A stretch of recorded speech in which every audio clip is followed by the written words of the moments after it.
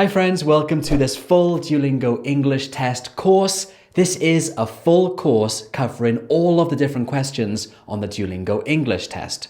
Each lesson covers a different question type.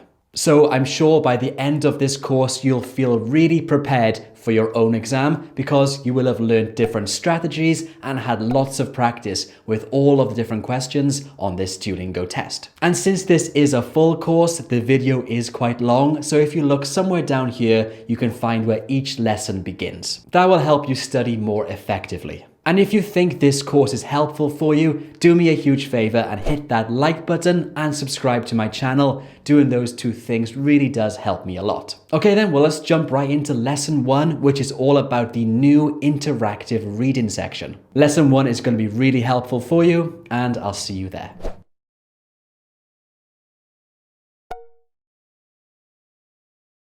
Hi friends, welcome to this Duolingo English test practice video. In this video, we're going to practice these new interactive reading questions. These questions are new on the Duolingo English test, so I think practicing them on this video will be really helpful for you. And just in case you're new to this test, this interactive reading question goes like this. You have one passage to read like this, and you have 6 different questions to answer. The first question is complete the sentences, then complete the passage, highlight the answer, identify the idea, and title the passage. And you only have between 7 and 8 minutes to complete all of these questions, so you've got to do it pretty quickly. So this video is a practice video to help you with these questions. Of course, this is just a YouTube video, so you're not able to click next on this video to jump to the next question like on the real test. But if you want to practice that, you should visit my website, detready.com, because we have a practice platform with these new questions on it. And you can practice all of these reading questions, including this highlight the answer one, where you have to read the question and highlight the answer in the text. There is a free and a paid version for this practice platform. You can find a link somewhere down here in the description. But anyway, let's jump into this practice and let's start with passage number 1. Remember, you'll have 6 questions and between 7 and 8 minutes to complete them. If you found this practice video helpful, please write yes below in the comments. Okay, here's the reading practice number 1.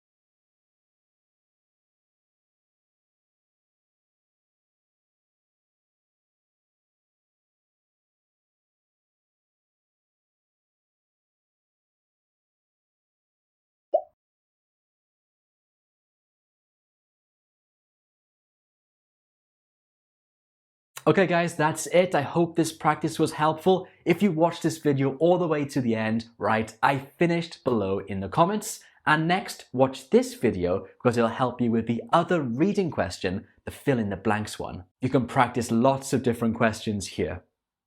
So I'll see you there. Bye. Hi friends, I'm Luke from DETready.com and this video is everything you need to know plus practice for the dictation question type. So we're going to start by looking at the key points of this question type to help you understand what it contains. Then I'm going to give you some really useful tips to help you get the best score you can get. And after that, I've prepared over 100 sample tests for you. The best way to prepare for this dictation question type is simply to practice. And that's why I've prepared over 100 tests for you to practice with. By the end of this video, I'm sure you'll be fully prepared for this question type. But very quickly, if you're new to my channel, hi, I'm Luke from DETready.com. Head over to that website to find more information about the test, some really useful courses to help you prepare for the production subscore. And also, we have a practice app that's coming out soon and gives you thousands of sample questions for you to practice with. One of the best ways to prepare for this test is simply to practice, so that's why we've made this app. It's not quite ready yet, but it will be ready soon. So if you want to be one of the first to test out this app, there is a link below. Click that and type in your email, and I'll email you when this app is ready. Okay then, well let's jump into the key points of this dictation question type. There are a few very important things you need to know. Okay, here are the key points. You will get this question type between 3 and 7 times on the test, 6 on average. You only have 1 minute to complete it, and you can listen 3 times in total. It's important to know that you must write exactly what you hear. And when you write, you should pay close attention to your spelling and punctuation. They should both be correct. And lastly, this question type contributes to your comprehension and conversation subscores. A lot of the students I talk to, they seem to have a hard time getting a very good score in conversation. So if that's something you're struggling with, then practicing this question type could be really helpful for you. Okay, so those were the key points. Now let's take a look at some really useful tips to help you to get the best score you can get. Okay, so the first tip is for you to remember that you can listen to the statement more than once. In fact, you can listen 3 times in total. The first time plays automatically, but the second and third time you can click this orange speaker here to replay the statement. This is simple, but it's important for you to know. So now let's think about a strategy. You can listen to the statement 3 times. So I suggest you do it this way. For the first listening, you try your best to type out everything you hear, and take your time with this one. Then, after you've finished the first time, you can listen again the second and third time to check and fix your mistakes. So I think as a good strategy, it's important to write out as much as you possibly can from the first listening. Then you listen again, second and third time, just to fill in any gaps or correct any mistakes. I don't suggest that you listen 3 times and then type. In my opinion, that would make it a lot harder. Another thing you should be aware of is that the sentence might be a statement or a question. So this is really important to know because on the instructions on the test, it says listen and type out the statement. But I've noticed that sometimes it's not a statement, it's actually a question. And of course, this is important to know because you should include a question mark at the end of the sentence if it is a question. So remember your question grammar. If it looks like a question in terms of grammar, then include a question mark at the end. And you can use contractions. Contractions are things like it is becoming it's, you have, you've, it would, it'd.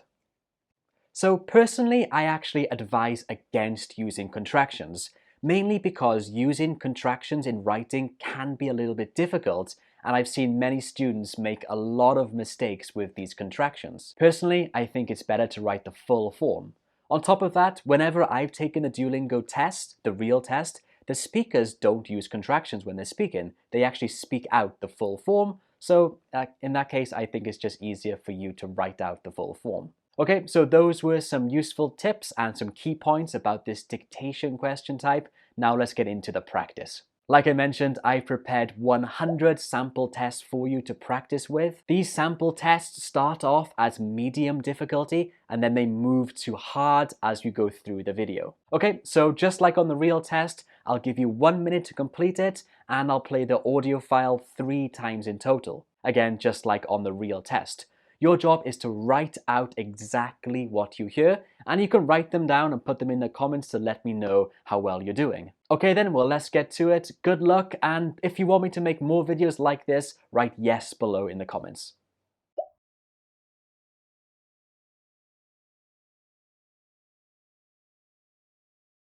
English is the world language for diplomacy, commerce, and sport.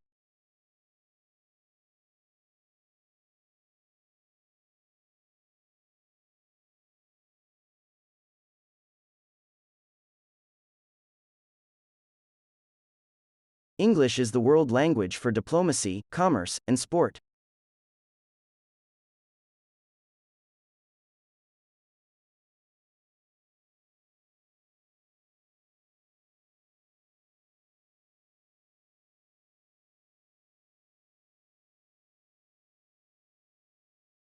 English is the world language for diplomacy, commerce, and sport.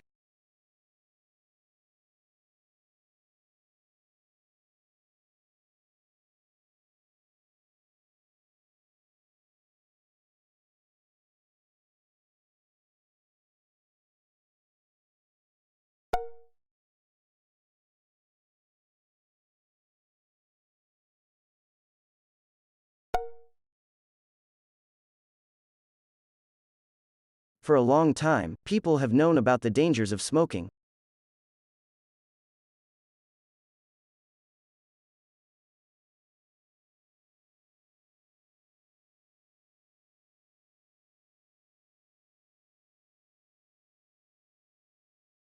For a long time, people have known about the dangers of smoking.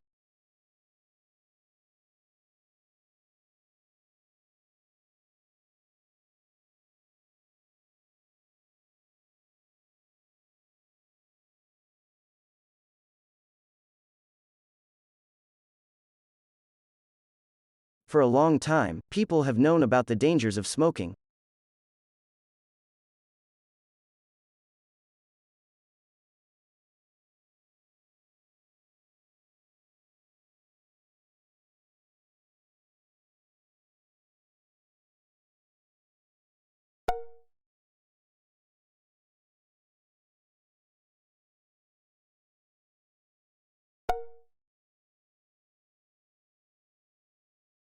The service should help new parents learn more about caring for their baby.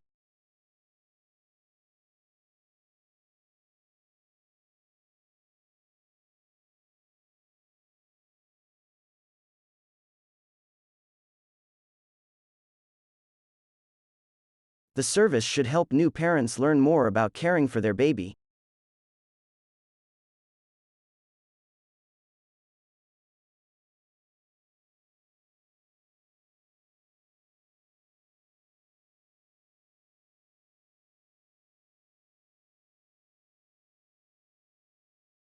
The service should help new parents learn more about caring for their baby.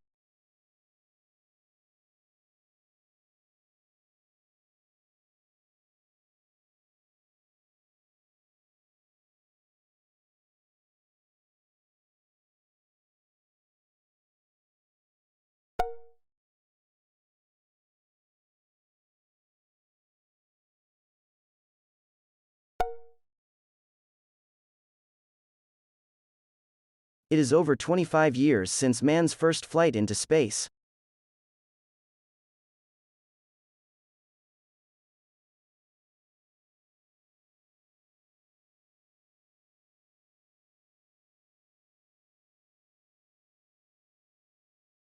It is over 25 years since man's first flight into space.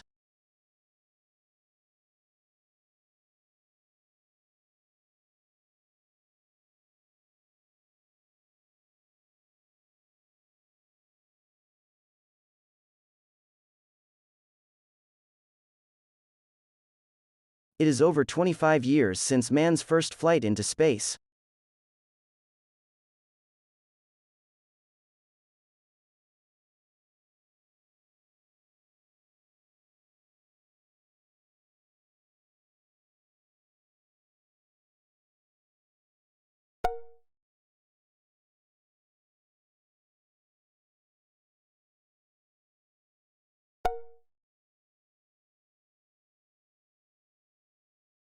Many people find it difficult to admit that they need help.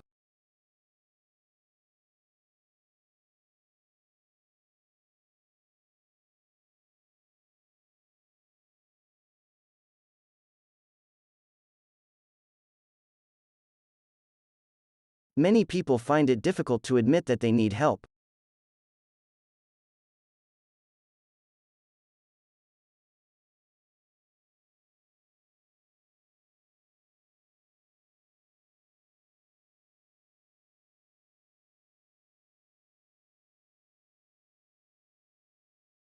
Many people find it difficult to admit that they need help.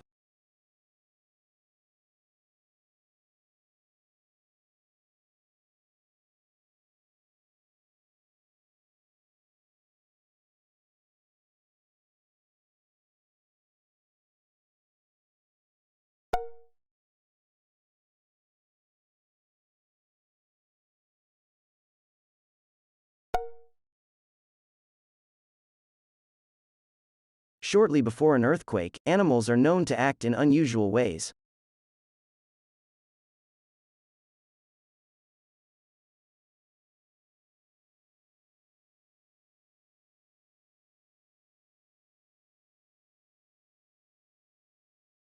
Shortly before an earthquake, animals are known to act in unusual ways.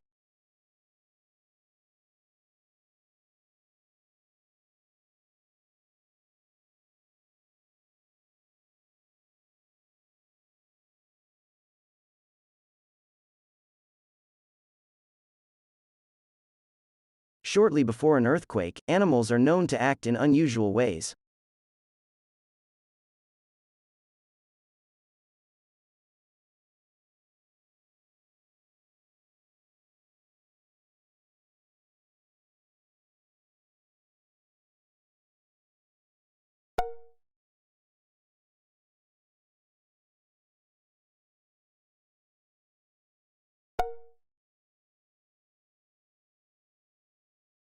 This policy has been criticized by some sections of society.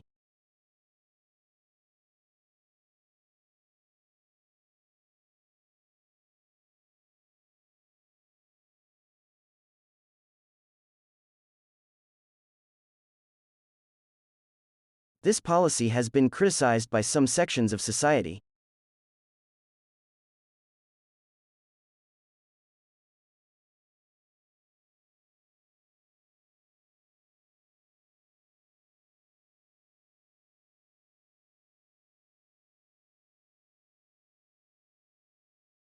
This policy has been criticized by some sections of society.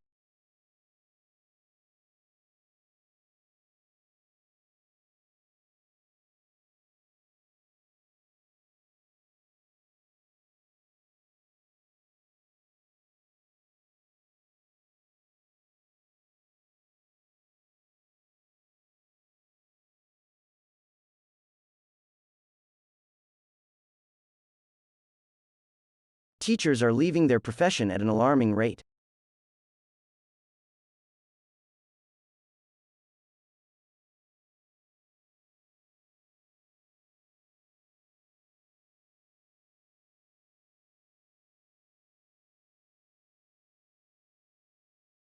Teachers are leaving their profession at an alarming rate.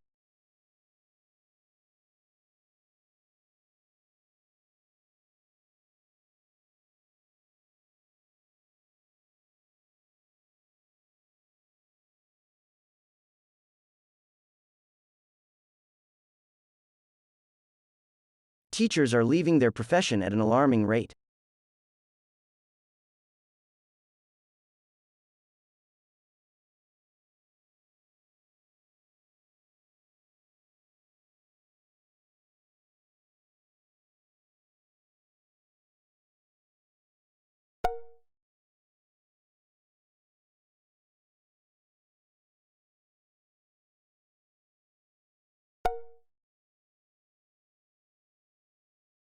The wearing of school uniforms is a controversial matter in some countries.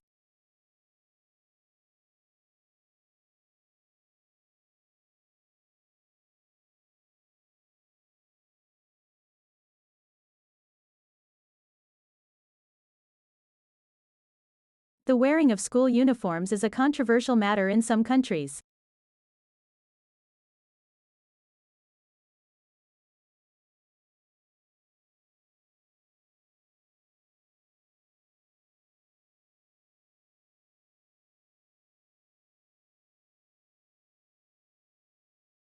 The wearing of school uniforms is a controversial matter in some countries.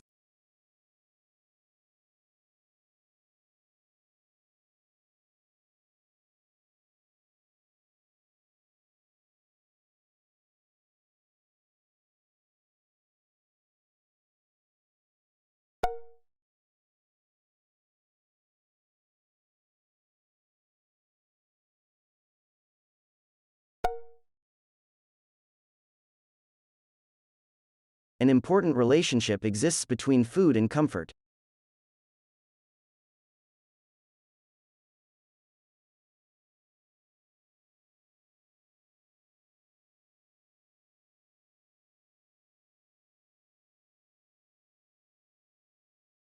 An important relationship exists between food and comfort.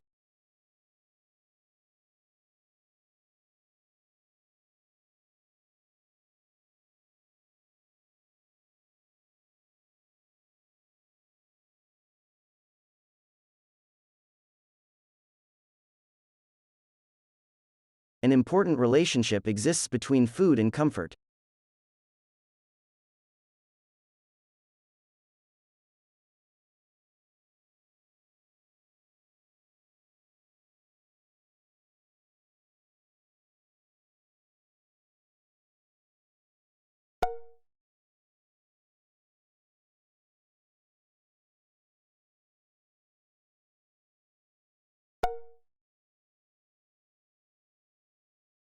Middle children tend to feel neglected and insecure.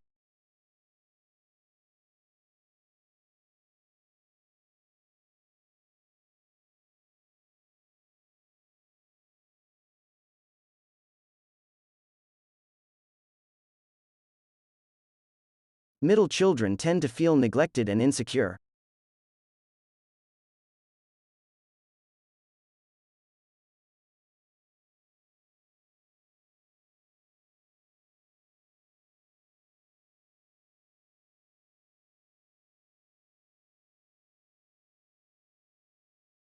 Middle children tend to feel neglected and insecure.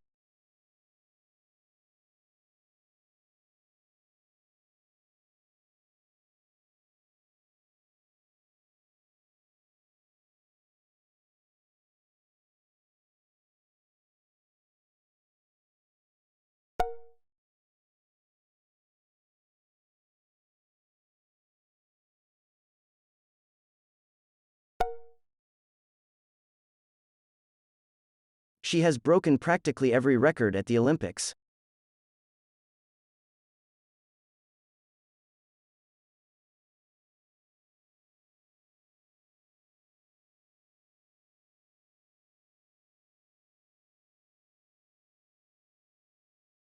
She has broken practically every record at the Olympics.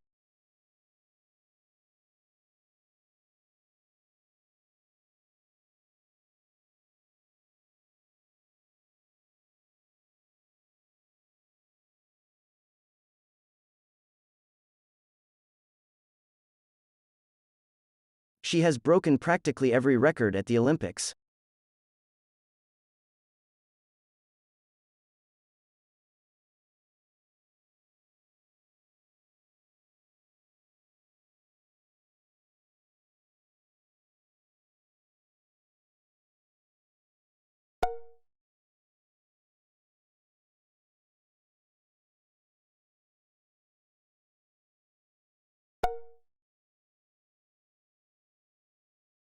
I stopped eating junk food because it was bad for my health.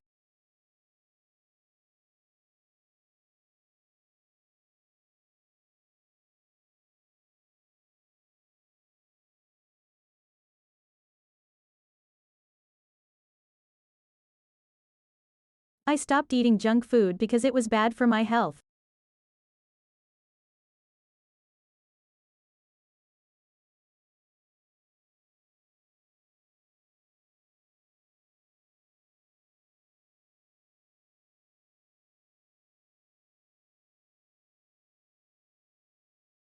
I stopped eating junk food because it was bad for my health.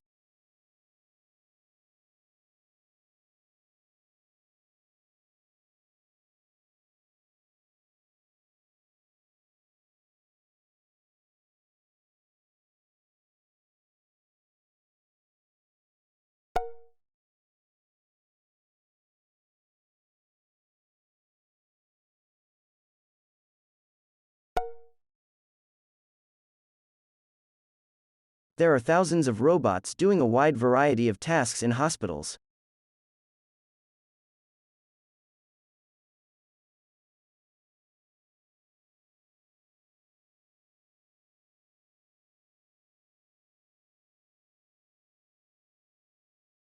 There are thousands of robots doing a wide variety of tasks in hospitals.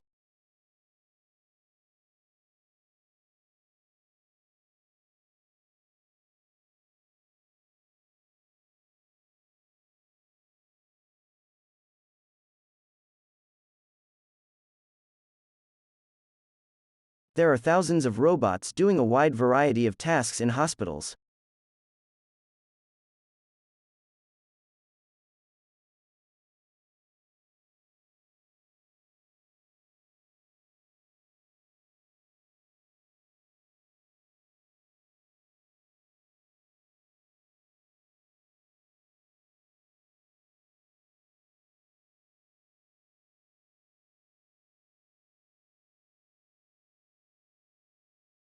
Educational methods include teaching, storytelling, discussions, and research.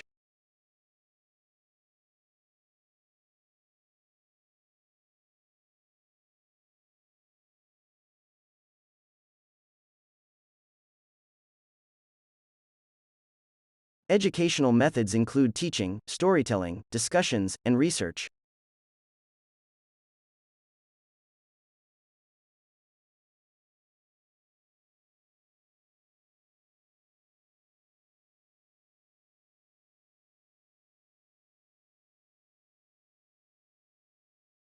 Educational methods include teaching, storytelling, discussions, and research.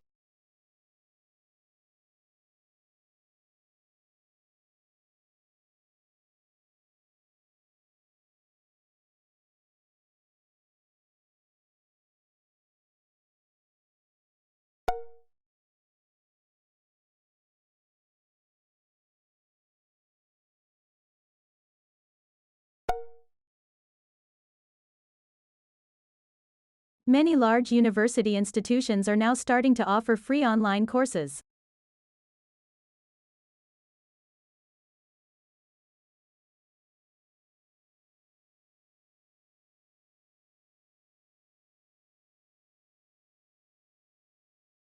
Many large university institutions are now starting to offer free online courses.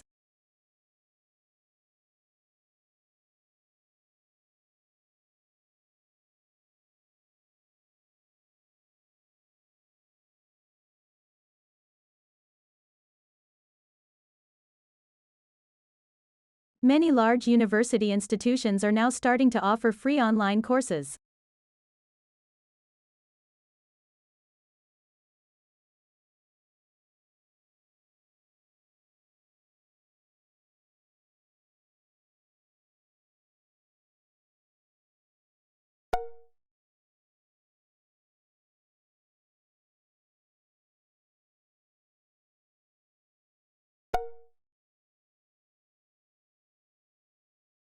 I would have bought you a present if I had known it was your birthday.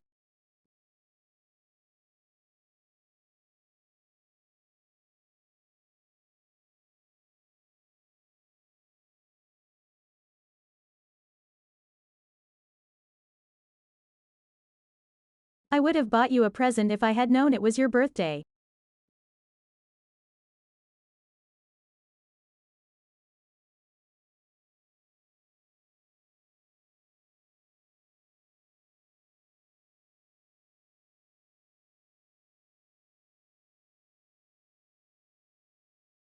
I would have bought you a present if I had known it was your birthday.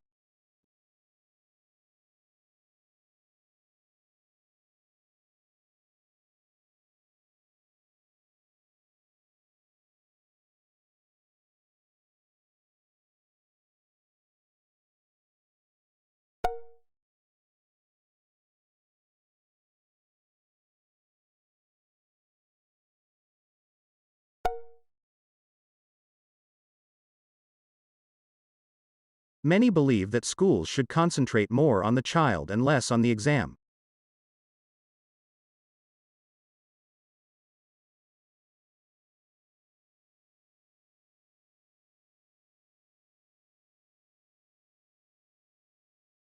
Many believe that schools should concentrate more on the child and less on the exam.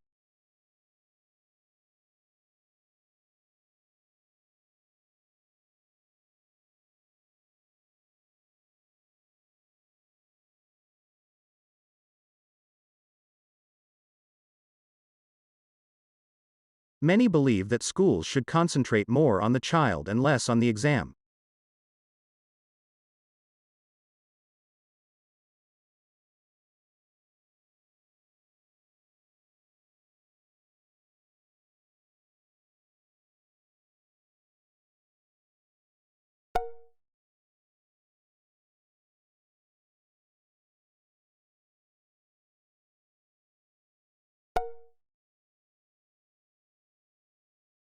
The smartphone has made an enormous difference to the way we communicate.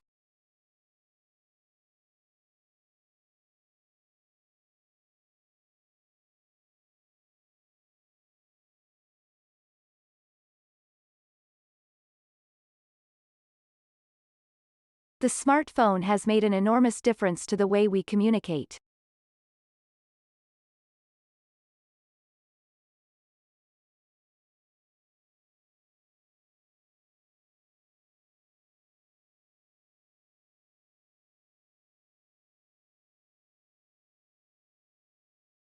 The smartphone has made an enormous difference to the way we communicate.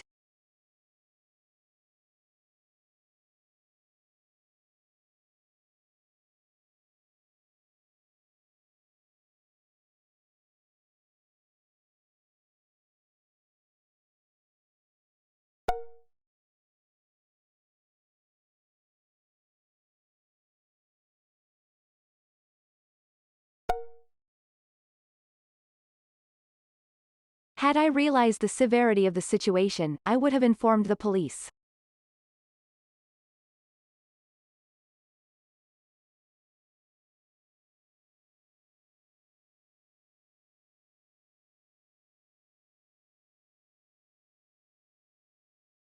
Had I realized the severity of the situation, I would have informed the police.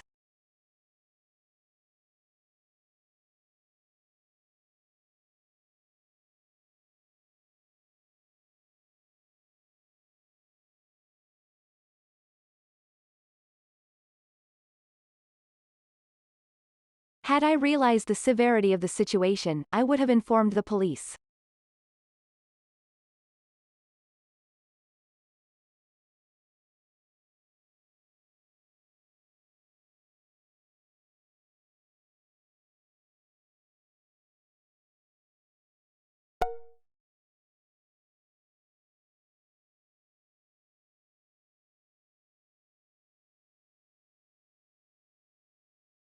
Hi friends, welcome to this Duolingo English test practice video. In this video, we're going to talk about the read and complete question type.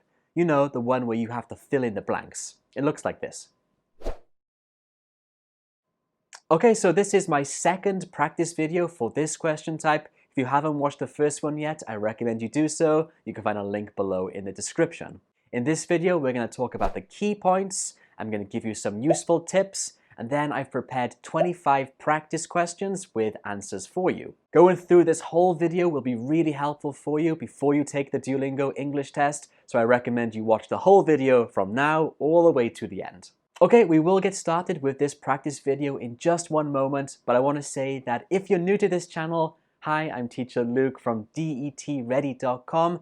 Visit our website to get information about the Duolingo English test. We have online courses to help you with your production sub-score. And we have an awesome practice platform where you can practice all of the different question types, including the read and complete one, and you can check your answers immediately. I think this is really helpful practice for you. Okay, anyway, back to this video. So read and complete question. It's a really hard one. Let's start by taking a look at the key points.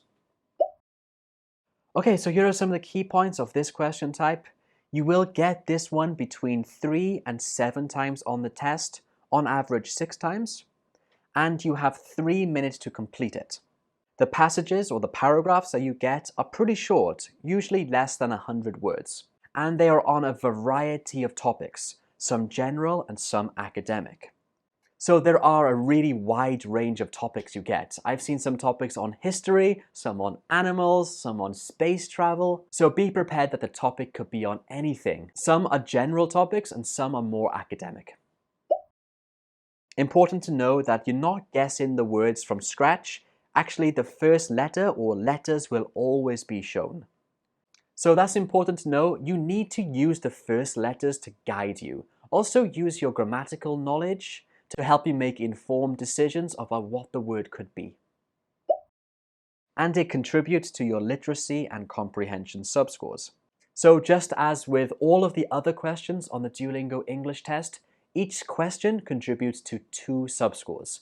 This one contributes to your literacy and comprehension ones. So if you're struggling to get a good score for literacy and comprehension, doing this question type well will be really helpful for you. Okay, so those were the key points. Now let's take a look at a few tips to help you do this question well. Okay, so here are some of my useful tips. In my opinion, you should always read through the whole passage once before you begin typing. And specifically, read the first and last sentences carefully.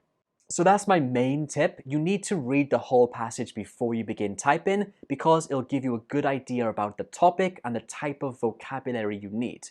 Also, pay attention to the first and last sentences because they'll usually be complete and won't have any gaps. That way you can get a good idea about the topic of the paragraph even before you begin typing. So make sure you do that first. Next up, make sure to use American spelling only. Interestingly, on the Duolingo test, for the writing questions, you can use both British or American, but for this question, you need to use American spelling. So if you're more familiar with the British style of spelling, then I recommend you learn the American style just for this question type. Always use the context and your grammatical knowledge to guide you with your answers. Okay, so use the context, basically what is the topic, what is the style of the paragraph to help you with your answers. And then also use your grammatical knowledge as well. So for example, is the tense written in the past tense? Then if it is, maybe you'll need to use a past tense verb. Is it in the active or passive? Of course, if it's in the passive, then the word could change its form. All of that information could be really helpful for you when filling in the gaps. And lastly, it's a simple one, but you need to practice every day. So I've made this video to help you practice, and I've made others, so definitely go and watch those. But if you want more specific practice, then I recommend you use my practice platform. When you use my practice platform, you can practice this question type with hundreds of different paragraphs. You can type in your answers, click submit, and you can see your mistakes. That will help you a lot to gauge how well you're doing on this question type. You can also check the difficulty from easy to hard. If you're interested in this practice platform, you can find links to it below in the description. Okay, so we've looked at the key points and I've given you some useful tips. Now let's do 25 practice questions. For each practice question, I'll give you 3 minutes, just like on the real test, and after the 3 minutes is up, I'll show you the answers. If you're taking the Duolingo test soon, I highly recommend you watch the whole video and practice with all of these 25 sample questions. Okay, well let's get to it. Let me know if you find this easy or difficult.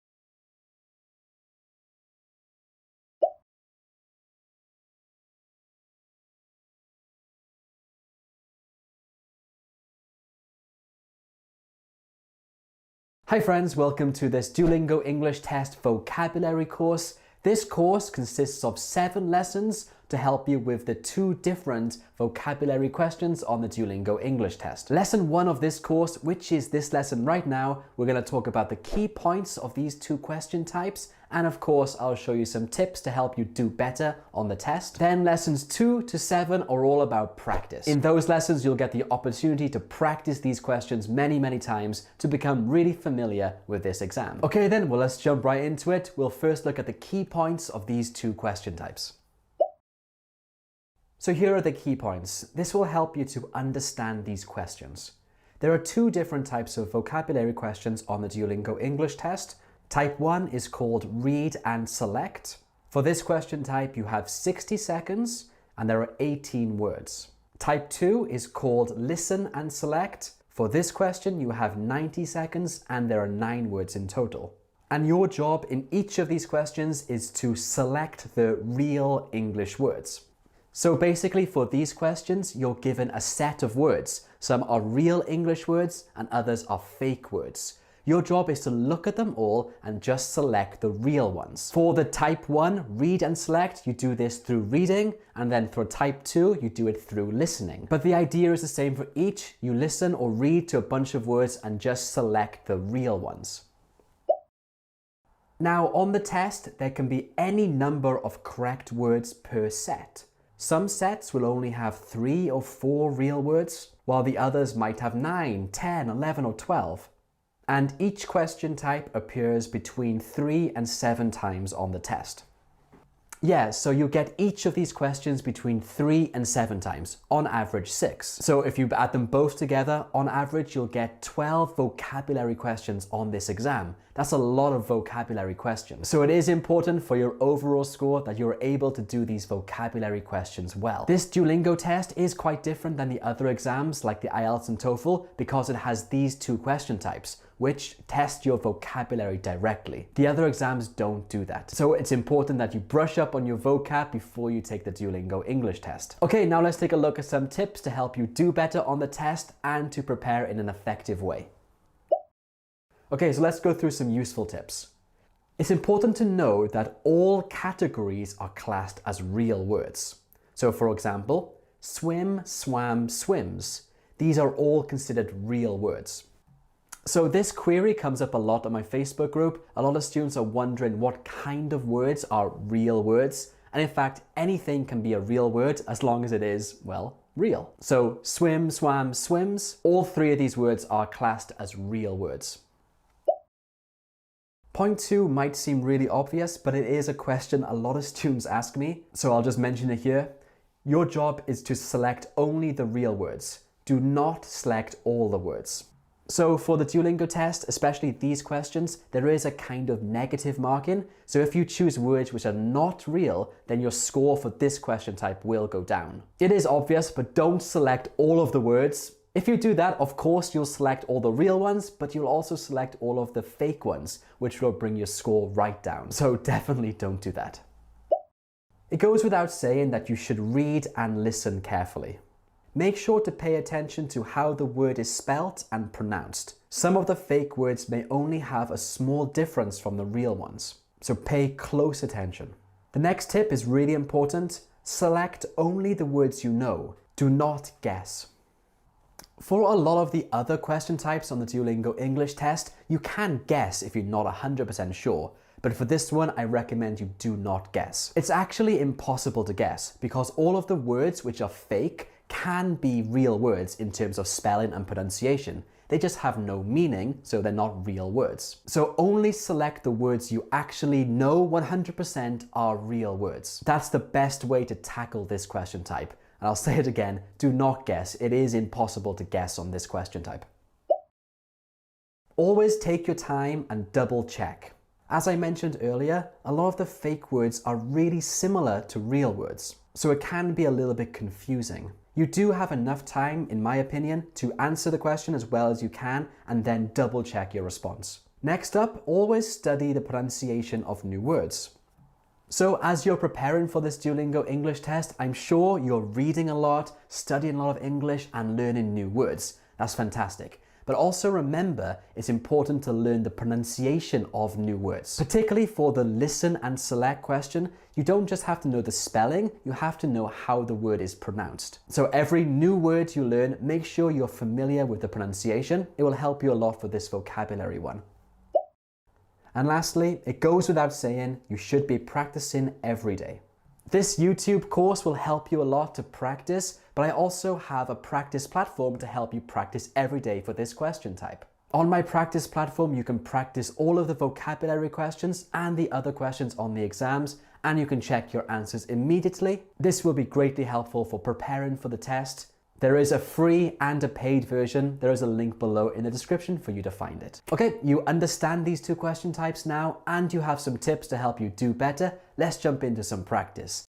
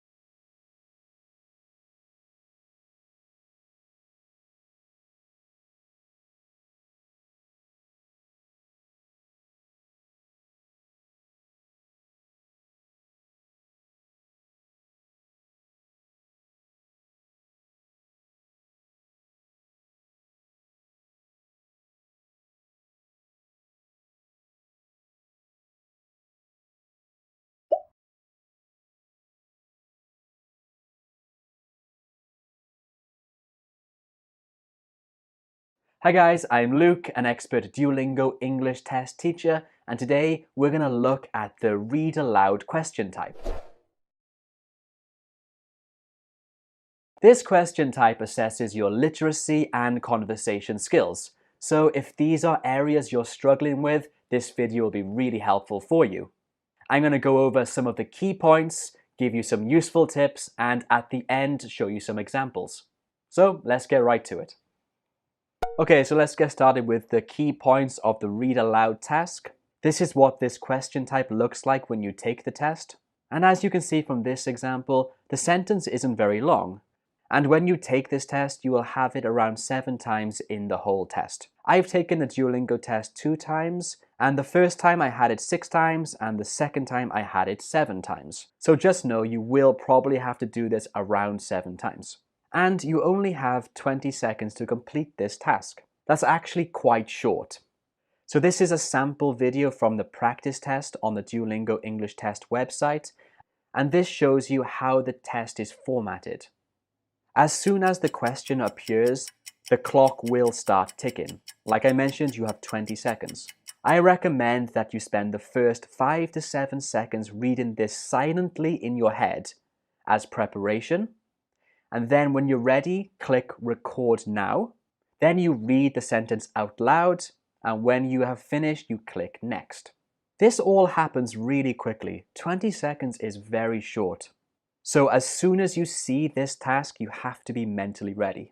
Before I go on, if you think this video is useful, please give it a thumbs up and subscribe to my channel. It really does help me a lot.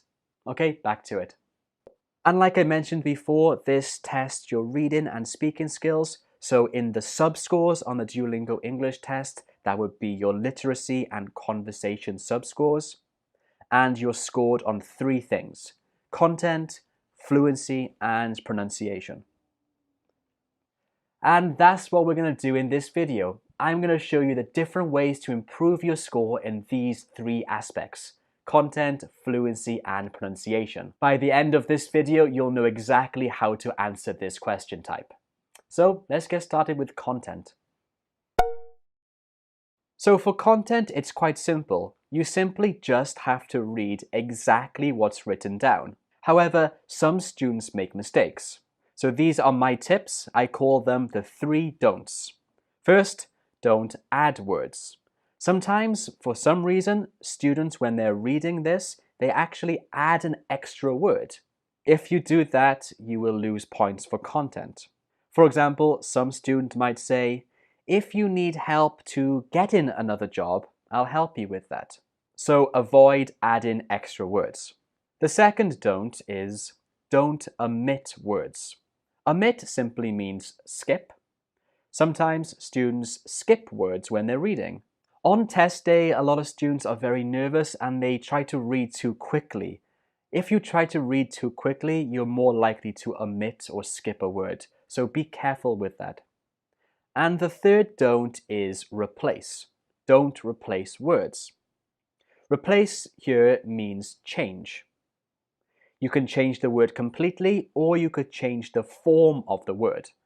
For example, if you need help getting another job, I'll helping you with that.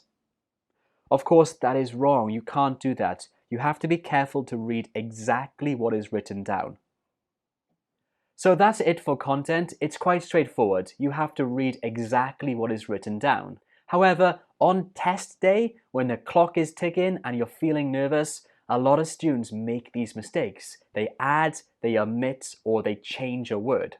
So you have to be careful not to do that because you will lose points. To overcome this, I recommend that you practice this task a lot. You can find your own sentences, give yourself a time limit, and read it out loud. This will get you used to the time pressure on this question type. Okay, that's content done. Now let's take a look at fluency. Fluency is the most complicated part of this task, so pay attention here. When thinking about fluency, you have to consider these 4 aspects: speed, sentence stress and rhythm, connected speech, and pausing. These 4 aspects all contribute to your fluency and are all equally important. Let's talk about speed first. A lot of students ask me, Do I have to speak really quickly to get a high score on this question type? And the answer is simply no, you don't have to speak really quickly. Of course, speed and fluency are related, so it is a little bit important. But if you speak too quickly, it makes it very difficult for you to be understood, and on top of that, you might lose points on content as well. Because if you're focused just on speaking quickly, you might do some of those don'ts. You might add, change, or omit a word. So my recommendation is to just speak at your natural pace. Not too slow, but also not too quickly. Like I said, you don't get extra points just for speaking quickly. Okay, well now let's take a look at sentence stress and rhythm.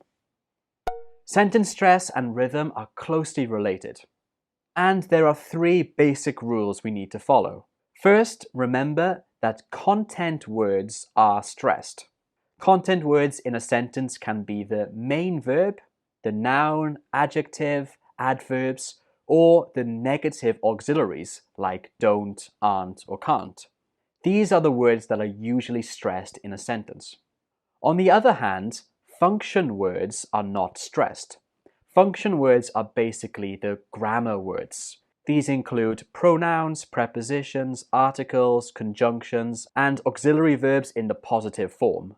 So these grammar words are not stressed, only stress the content words. In terms of rhythm, the time between the stressed words is about the same, and this creates the rhythm in our sentences. English is what we call a stress times language. That means that we place a lot of stress in our sentences on key words, and this drives rhythm in our sentences. Some other languages are syllable timed. That means that they don't put extra stress on particular words. Each syllable gets the same amount of stress. But English is a stress-timed language, so you have to remember to put stress on the content words. And the function words or the grammar words are typically unstressed. So let's take a look at an example. Here's an example. Where do you think the stress is in this question? Do you know if he's busy this morning? So this question had three stressed words: know, busy, and morning.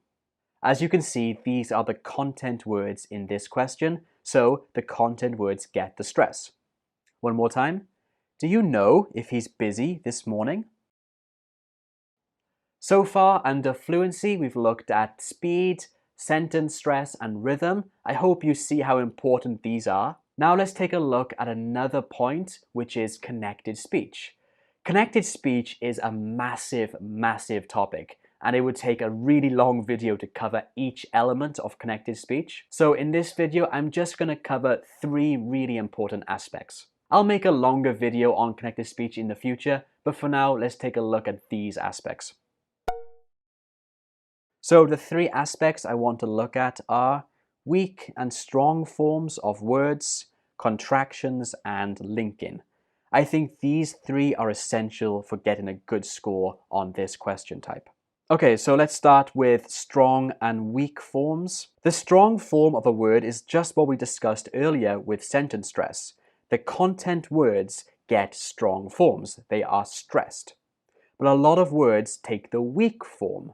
When words take the weak form, they use this sound here, and usually it's the function, the grammar words that take this weak form. Let me show you some examples of this weak form. But in the weak form is more like but or just ba. Can is kun. Have is have. And is un. A is an, the, than, thun. It's really important to remember that these function words, these grammar words, they almost always take the weak form when we're speaking. If you make them strong, then it actually can change the meaning of the sentence, which sometimes can be useful, but on this Duolingo English test, it's not that helpful. So remember that these function words will take the weak form. Let me show you an example. So here's an example. Star Wars is good, but it's not as good a movie as people say. So, did you notice the 4 examples of weak words in this sentence? They were ba, us, and us. Again, notice here that these are all the function or grammar words, so they take the weak form. Star Wars is good, but it's not as good a movie as people say. So I know this video is a bit complicated so far, but this question type, the read aloud question type, does test your fluency, and so far all of these elements are related to fluency. If you find it confusing, please go back and watch it again. Now let's take a look at another one, which is contractions. Contractions is a bit simpler. Okay, so basically contractions are when 2 words join together. Here are some quick and easy examples. I will becomes I'll, he is, he's, he has, he's, she would, she'd, we have, we've, it had, it'd. Of course, there are more combinations than the ones I've just shown you, but these are the most common. It's usually when a pronoun and a function word join together. I've noticed that sometimes in a Duolingo English test, they actually put the contractions in writing. So you will see I'll as in I''LL. This is really helpful, so you don't have to make a guess, you just have to read it the way it's written. But other times it's not like that, and you have to know these contractions so you can read it very naturally. Okay, now let's look at the last element of connected speech, and it is linking. Okay, so for linking, let's just take a look at an example. Here's the same sentence that I showed you earlier. Where is the linking in this sentence? Star Wars is good, but it's not as good a movie as people say. So I hope you noticed 5 different examples of linking here. Now, this is how linking works. When one word ends in a consonant sound, but the other begins in a vowel, that consonant links to the next word. For example, wars is, Star Wars is good, Star Wars is good. This rule is quite simple and it's found a lot in other languages too. However, linking can be a bit more complicated. Take a look at the last one, movie as. So movie, of course, ends in a vowel, E, and as begins in another vowel, which is the schwa, When one word ends in a vowel and the other begins in a vowel, then we have to add a consonant in between. The consonant can either be ya, wa, or in British English also r. So in this example, movie yas. Ya is the sound that links these 2 words.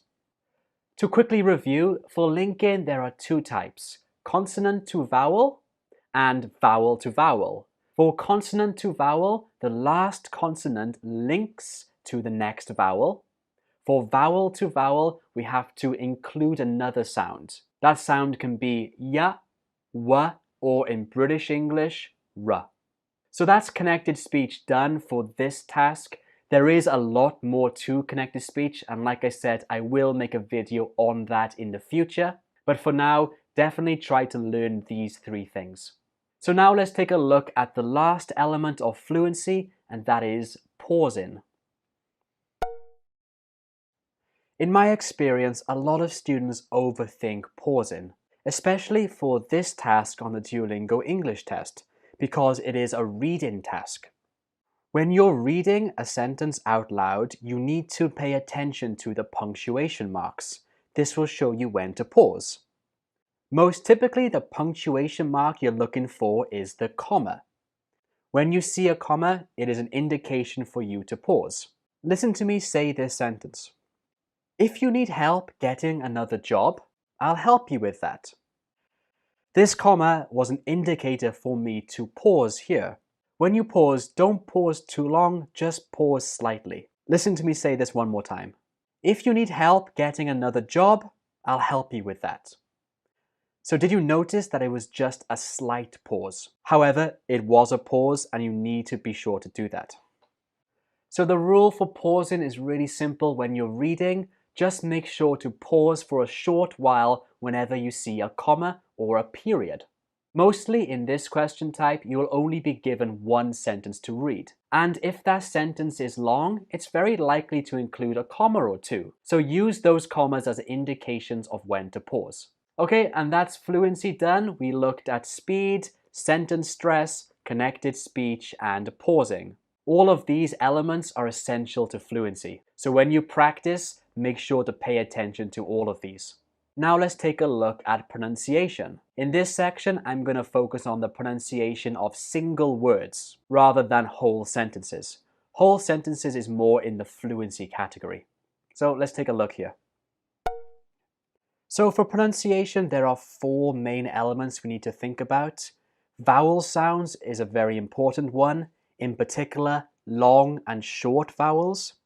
For example, the long and short E, sit and seat, fit, feet, and so on. All consonant sounds are very important. In addition to consonant sounds, you should think about consonant clusters. This is when some consonants are joined together. For example, stra, strike, dra, drink, spla, splash. This can be really tricky to pronounce for a lot of students, so definitely practice the consonant clusters. And the last one is word stress. Make sure that when you learn new words in English, you learn where the stress is in the particular word. There are so many rules for word stress, too much for this video, but in the future I will make a video on word stress for you. Okay, so those were the three elements you're going to be scored on: content, fluency, and pronunciation. Now let's take a look at some examples. I'm going to show you a couple examples, give you 20 seconds to read it out loud. Then I will read it. I want you to listen and repeat after me, and then we'll study the examples together. Sound good? Well, let's get started.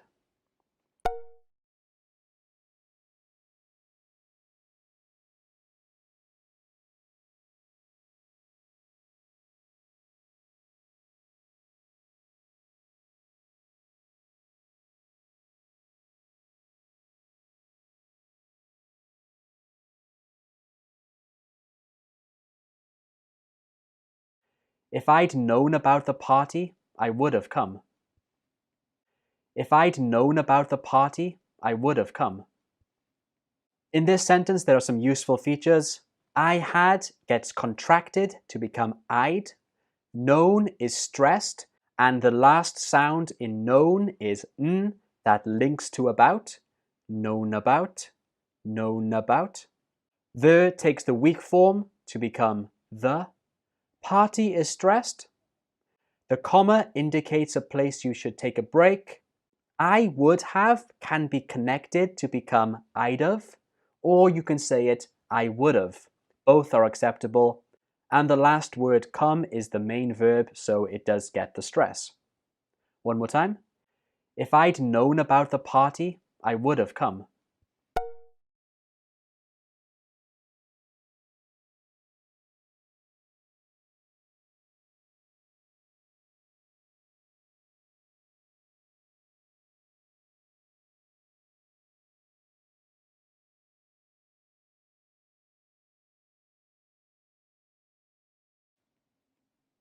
I'll ask him to come over as soon as possible. I'll ask him to come over as soon as possible.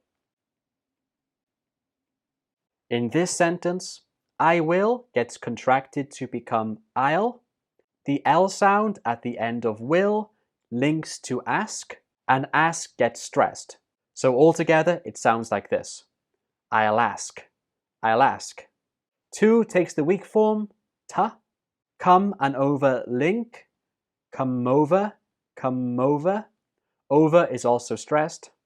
As takes the weak form, us.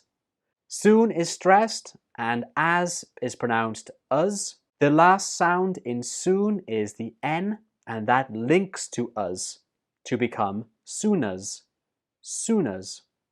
And the last word possible is stressed. One more time all together.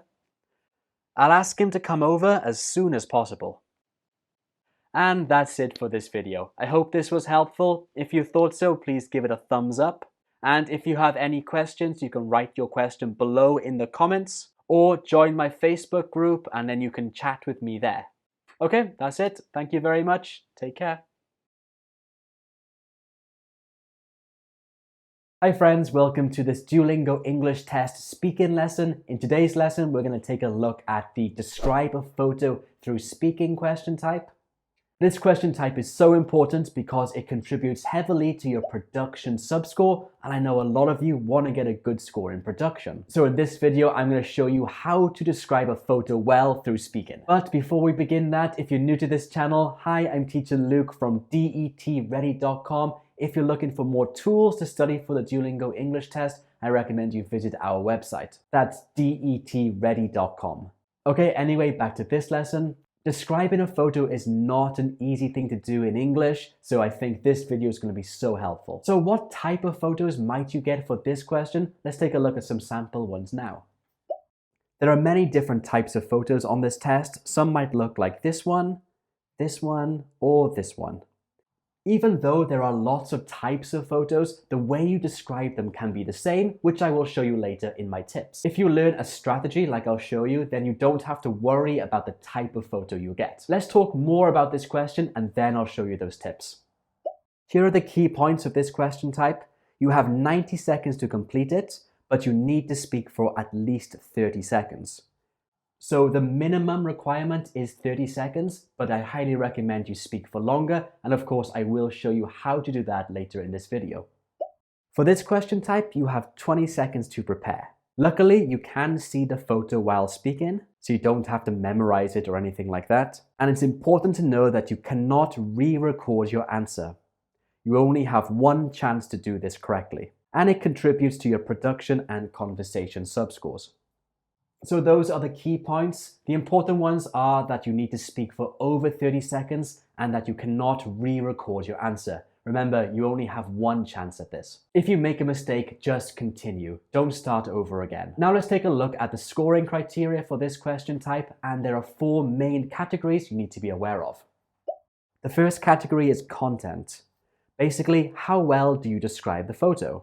Next is grammar and vocabulary. Duolingo are looking for the level and variety of your grammatical structures and your vocabulary. Next is fluency, and in the Duolingo official guidebook, they say that fluency is how long you can talk for in a limited time. And lastly, we have pronunciation, which is how clearly you can speak. Knowing how you're scored is so important because now you can tailor your answers around this scoring criteria. Remember, you should describe the photo as well as you can, use a variety of grammar and vocabulary, use clear pronunciation, and speak for as long as you can. If you do all 4 of those things, you'll score very high for this question type. But now let's go into some specifics. How can you score well on this question type based on this criteria? Well, I have 5 tips for you to help you score better, and each tip is equally important, so watch this video all the way to the end from now. It will help you a lot when you do this question on the Duolingo English test. And the first tip is to help you score better on content, and the tip is don't label. So what do I mean by labeling? Well, if you look at this photograph here, if a student just labeled the photograph, then the answer would be something like this. It's a coffee shop. I see a barista. There are lots of shelves and there is one chair. If you just label the photo like I did here as an example, then you won't score high for content or grammar and vocabulary. Why? Well, you're not describing the picture fully, you're just labeling what is in it, and you're only using simple grammatical structures. So don't do that. Instead, you want to describe using descriptive language. That way you'll describe the photo better and you'll use more complex grammar and vocabulary, both of which will help you get a really good score for this question type. And here's a better example of that. This is a photo of a stylish and modern coffee shop. Behind the counter, there are several shelves that have been hung on the wall with plants, bags of coffee, and other items placed on them. An empty wooden chair is facing the counter on the left of the photo. So this example has lots of descriptive language. These words and phrases in red are what we would consider descriptive language. Things like adjectives, prepositions, and extra information to describe the photo well. It's important to remember that to get a really good score for this question, you need to use descriptive language in your answer, like in this example here. Don't just label it. If you label, you will not get a good score for this question type. Of course, describing a photo in this much detail is not easy, so you do need to practice this a lot. On top of practicing, my other tips in this video will help you a lot. So let's move on to tip number 2, which is to learn some introductory statements. Sometimes the hardest thing to do when you're answering a speaking question is actually to begin speaking. A lot of students get stuck because they don't know how to begin. So learning some introductory statements, basically sentences to introduce your answer, will be really helpful. And I have 5 for you here. You can say, this is a picture of. This photo shows. In this image there are.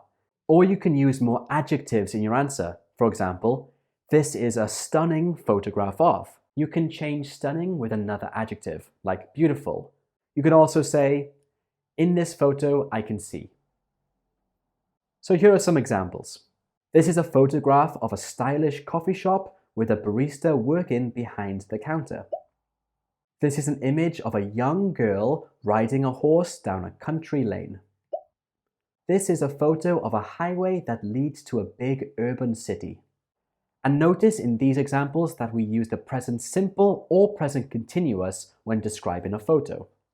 So you've given your first sentence, that's great, but now you need to go into detail. And one good way to do that is to describe the location of things in the photo. Basically, talking about where things are in the photograph. And this is a great way to go into detail for your answer. So let's look at how you can do that now. Tip 3, what is where? And there are some ways to do this. You might want to start from left to right, or right to left, top to bottom, or bottom to top, far to near, or near to far. If you go in a logical order and stick to it, then describing where things are located in a photo becomes a lot easier. And you should also use prepositional phrases for this. To the left, to the right, on top of, above, at the top, in the center or in the middle, in the corner, at the bottom, under, beneath, underneath, or below. Here are a bunch of extra different ones you can use as well. Using these types of phrases when describing a photo will be great because you'll describe the photo in lots of detail. That'll get you a good score for content, and also you'll get a good score for vocabulary, because if you use these phrases well, then you'll have a diverse set of vocabulary in your answer, and that's what Duolingo want to see. Let me show you how to use these in a sample answer. Behind the counter, there are several shelves that have been hung on the wall with plants, bags of coffee, and other items placed on them. In front of the shelves, a barista is hard at work, probably making a cup of coffee. The menu is written on the tall blackboard, which is to the left of the barista. Also, on the right side of the photo, there's a large coffee machine, and next to it, there are 3 other machines that are used to make coffee. As you can see, using these prepositional phrases is a great way to describe a photo because your answer becomes very descriptive. And like I said, that's what Duolingo want you to do. So that was tip number 3, talking about what is where in a photo, but that's not enough. You can't speak for 60 to 90 seconds just using this technique. You might also want to talk about who is doing what, and that's tip number 4. Who is doing what?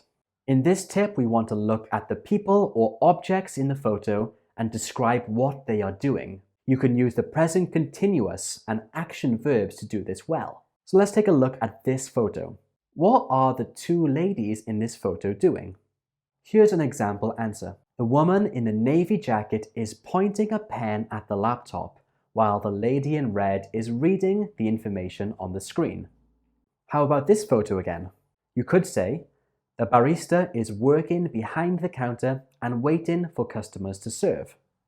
If there are people or animals or something moving in the photo, then this becomes very easy. You just use the present continuous tense. But what if you get a photo which doesn't have an object or a person moving? What can you do then? Well, let's take a look here. If there's no actions in the photo, you should use the present simple plus an adjective. For example, The boat is stuck on the beach. As you can see here, you don't need to use complex or difficult grammar to do this well. You just need to use the present continuous or present simple tense. When we're describing a photo in English, we often just use the present tenses. Okay, now you've learned how to give an introductory statement, talk about the location of things, and talk about who is doing what. If you can do those three things really well, that will really help you get a better score. But there's one more thing you need to do to get the highest score, and that's use really descriptive language to add details, and that's tip number 5. Use descriptive language. Now, the first easy way to use descriptive language to add details is to use adjectives. Remember, adjectives describe nouns in more detail, and I highly recommend you use as many adjectives as you can when describing the photo. It will boost your score for vocabulary and content. Let's take a look at some examples. My simple sentence could be, this is a photo of a highway that leads to a city. Okay, that's not bad, but let's use some adjectives to describe this photo better. For example, this is a photo of a busy highway that leads to a large city. How about this example? This is a photo of a man who is giving a presentation. With some adjectives, your answer could be, this is a photo of a tall man who is giving an important presentation. Using adjectives is a fantastic way to add more details and information to your answer. And you don't need to use complex or really difficult adjectives, just simple ones will do fine. You can also use adverbs as well. Remember, adverbs modify a verb. They give more information about the verb. Let's take a look at some examples. This photo, the beautiful horses are galloping through the green field. With an adverb, you can say, the beautiful horses are quickly galloping through the green field. In this sentence, the adverb is after the be verb. But it can also come at the end of the sentence, like this. The beautiful horses are galloping through the green field quickly. Another example, this is an image of a young girl riding a horse down a country lane. With an adverb, this is an image of a young girl riding a horse carefully down a country lane. Or again, at the end of the sentence. Those are 5 tips. Now let's look at a full answer to show you how it's constructed from start to finish. This is a photo of a coffee shop with a barista behind the shop counter. The barista is working, possibly making some coffee, and waiting for customers to serve. Behind the counter, there are several shelves that have been hung on the wall with plants, bags of coffee, and other items placed on them. The menu is written on the tall blackboard, which is to the left of the barista. Also, on the right side of the photo, there's a large coffee machine. And next to it, there are 3 other machines that are used to make coffee. The coffee shop's design is very stylish and natural because the counter and the shelves are made of wood, and the chair in front of the counter is also wooden. Even though there aren't any customers present at the moment, I think it's likely a popular place for local residents and tourists to visit. Now you know how to describe a photo well through speaking, but what about through writing? This video here will help you with that. You'll learn a structure to describe a photo through writing, and I'll show you lots and lots of examples. So click here and I'll see you in this video. Bye. Hi friends, in this lesson we're going to talk about the write about a photo question type on the Duolingo English test. It looks something like this. And in this video we're going to talk about the key points of this question type so you can understand what it's about. Then I'm going to give you some write-in tips. And lastly, I've prepared 7 sample photos with 7 sample answers for you. I think this will be great practice for you, so watch this video all the way to the end. Okay, just very quickly before we start this lesson, I want to say that if you're new to this channel, hi, I'm teacher Luke from detready.com.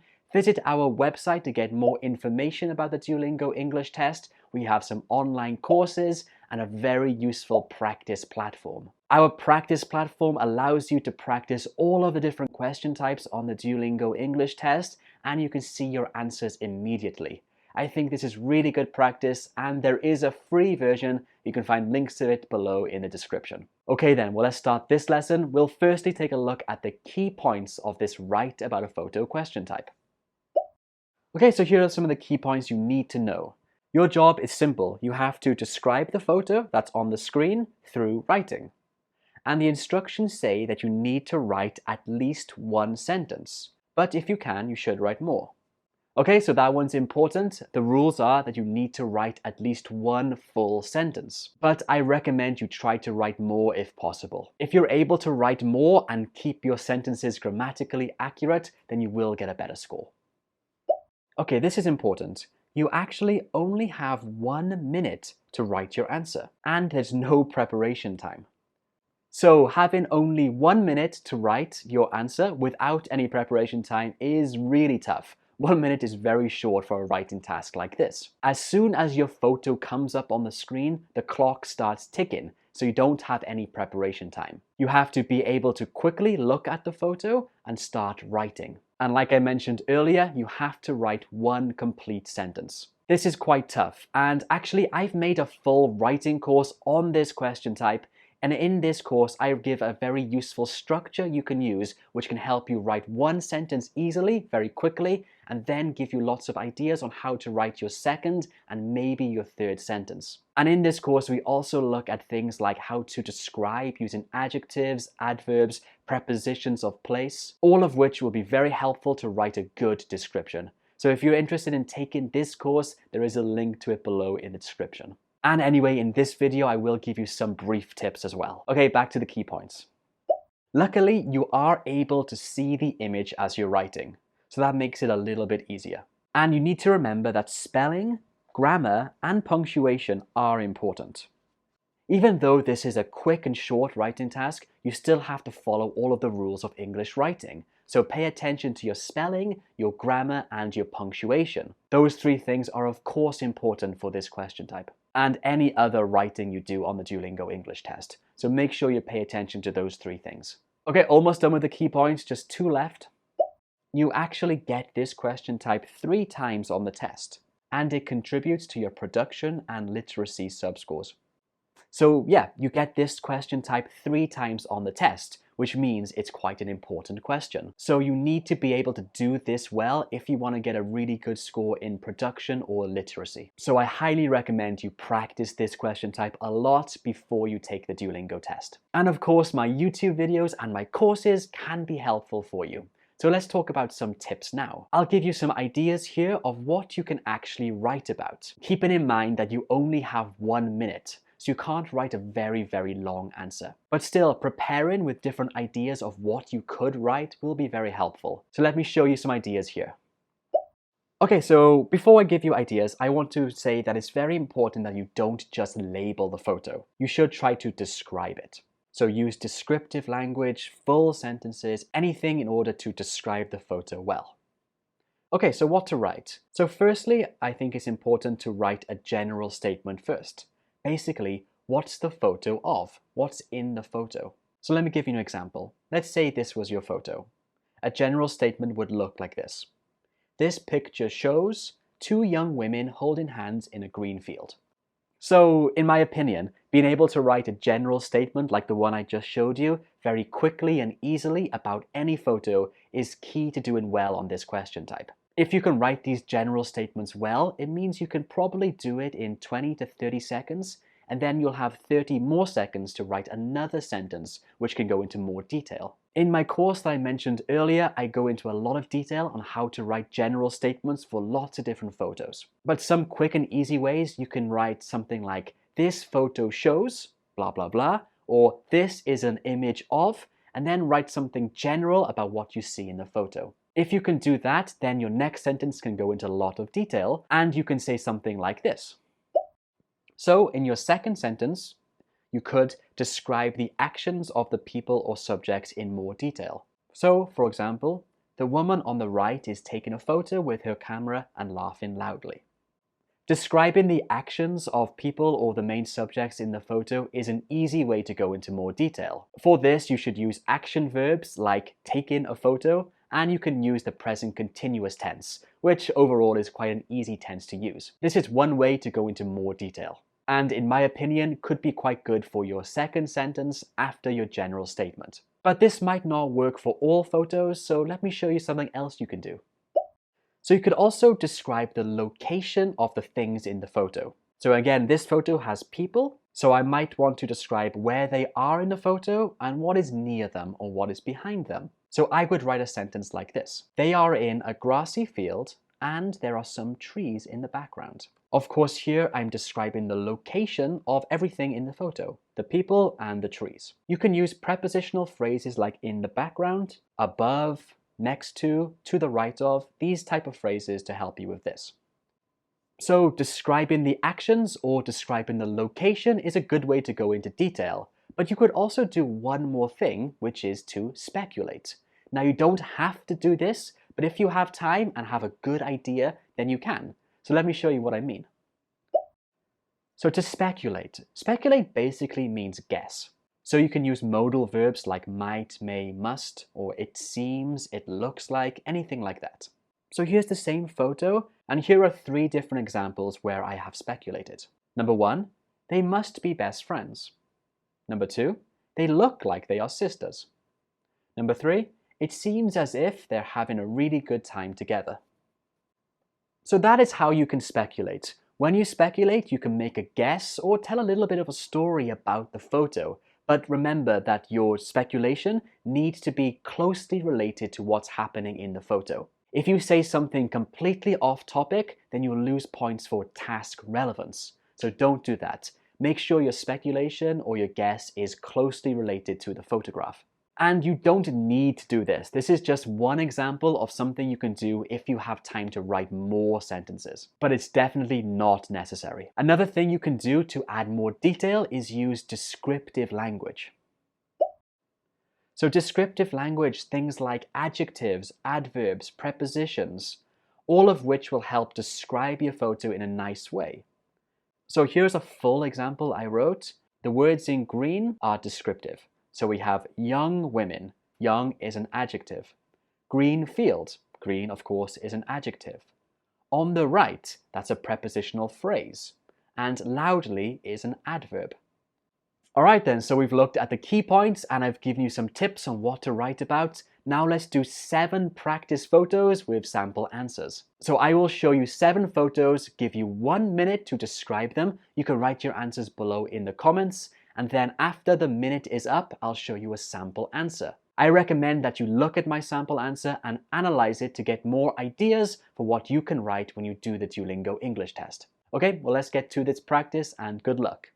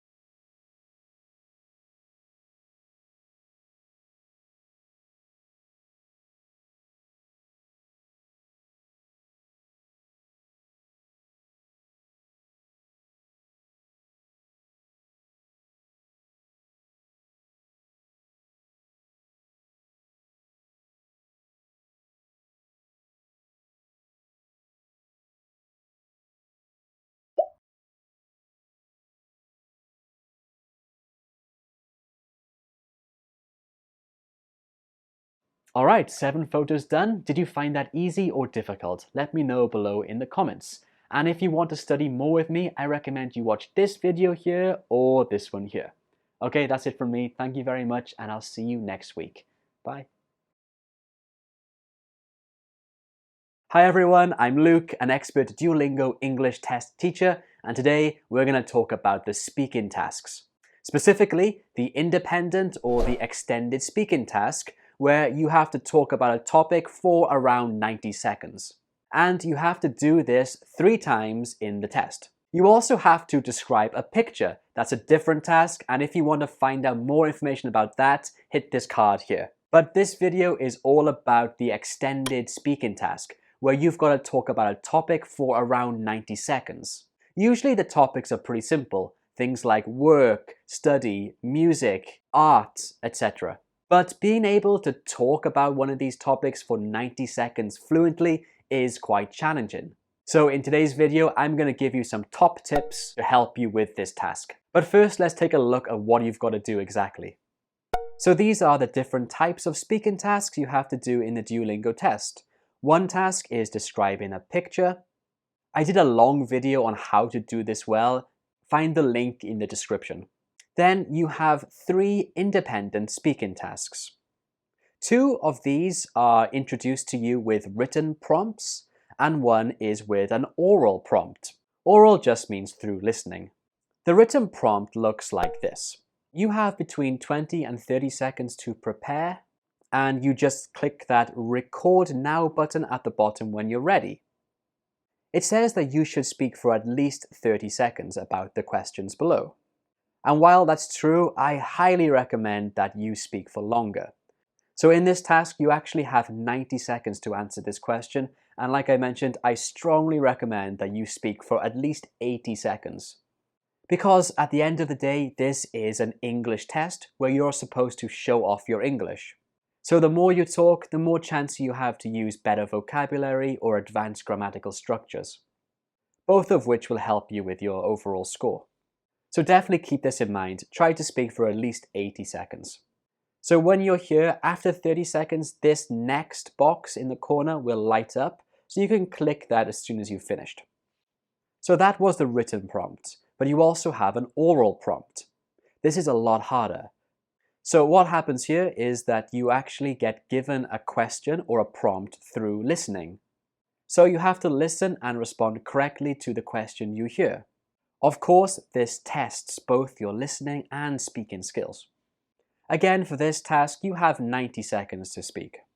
And you can replay the question up to 3 times. So if you want to listen to it again, just click this speaker button. But remember, you only have 3 times to do this. And when you've answered the question fully, just click next and you can go on to the next question. So just to remind you, you have 3 extended speaking tasks in this test, 2 with a written prompt and 1 with an oral prompt. But the way you answer should be the same. The oral prompt is just there to test your listening skills and to check how well you respond to a listening question. Okay, so now let's take a look at my top tips for answering this task in the best way possible. Okay, my top tip number 1 is to answer the prompts. So on test day, when you're doing this task, you'll get a prompt like this. Talk about a book you recently read. This is the main topic. And then you'll have 4 questions to guide you through your answer. I highly recommend that you go through all of these questions, because talking for 90 seconds without these prompts can be very challenging. So you can just simply go question to question to question to question and answering them with lots of detail, and that should take you to 90 seconds. I've seen a lot of teachers talking about these prompts and how students should just ignore them and talk about their own story, but to be honest, I think it's much easier just to answer these questions. So I know that's a really simple tip, but sometimes the simple tips are the best. So be sure to answer those prompts. Tip number 2 is to remember to always answer the questions, but then expand on your answer. Again, remember that this is an English proficiency test, so you have to show off your English. So you shouldn't just answer the question in a simple way, you should answer and expand. So how can you expand? Well, you can elaborate, that means talk more about your answer. you can give your opinion, or you can give someone else's opinion, and you can also give some examples. So I know this is another simple tip, but you'd be surprised how many students just give a simple answer, and they think that's enough, but it's not. Remember, you always have to give a simple answer, but then expand on it, because you want to show the examiner, or in this case the computer, that you're really good at English. So remember, answer and expand. Answer and expand. So let me show you an example. So let's say this is our topic. Talk about a book that you read recently. And the prompts are, what was the title? What was it about? How did you first hear of it? What did you like or dislike about it? So for the first question, what was the title? This is an example of how you can answer a simple question like this, but expand on your answer to show off your English. So this is my example. A book that I've read recently, which really inspired me, was called Surely You're Joking, Mr. Feynman, by the famous physicist Dr. Feynman. This book is a collection of personal stories, both hilarious and thought-provoking, from Dr. Feynman's life. So let's take a look at this. The question, what was the title, is a really simple question, and a very simple answer would just be, a book that I've read recently was called Surely You're Joking, Mr. Feynman. If I just stop there, I'm only answering the question, but I'm not elaborating. So as you can see in this example, all of the parts in green are the parts which I elaborated. Remember, elaborate means to give more information. So the parts that I elaborated, I said, which really inspired me. And then I added a little bit more detail about the book. So this is a very simple way to elaborate about this topic, the book. You can talk about the author, or about the genre of the book, and what were your reactions to the book. So this is a good way of expanding the simple question, what was the title? Now let's take a look at the second question, which is, what was it about? So this is also an example answer, and again I elaborated. So let me show you. This book is mainly about all the life lessons that Dr. Feynman learned in his amazing life. For instance, do things that you love as best as you can. As this book is a collection of stories from his life rather than a novel, it doesn't really have a plot. Each chapter covers one important part of his life, such as his time at university or the time when he met Albert Einstein, which, in my opinion, was the most fascinating chapter. So in this section, in order to elaborate, I gave examples. I said, for instance, do things that you love as best as you can. And at the bottom, I said, such as his time at university or the time when he met Albert Einstein. So here, such as provides examples to what I said earlier. Each chapter covers one important part of his life. So as you can see from these two, adding examples is a great and easy way to elaborate. Then the last part, which is in purple, is a way to elaborate by showing your opinion. There are lots of different phrases you can use to share your opinion. In my opinion is the simplest one, but you could also say, as far as I'm concerned, or in my point of view. These are just some examples. So I hope this showed you some good ways to expand on your simple answers. Now let's take a look at tip number 3, which is transition words. Using transition words will help your answer to sound more fluent and more coherent. And there are lots of different transition words you can use. If you want to move on to the next question, it's a good idea to use one of these transition words. You can say, okay, turn into the next question.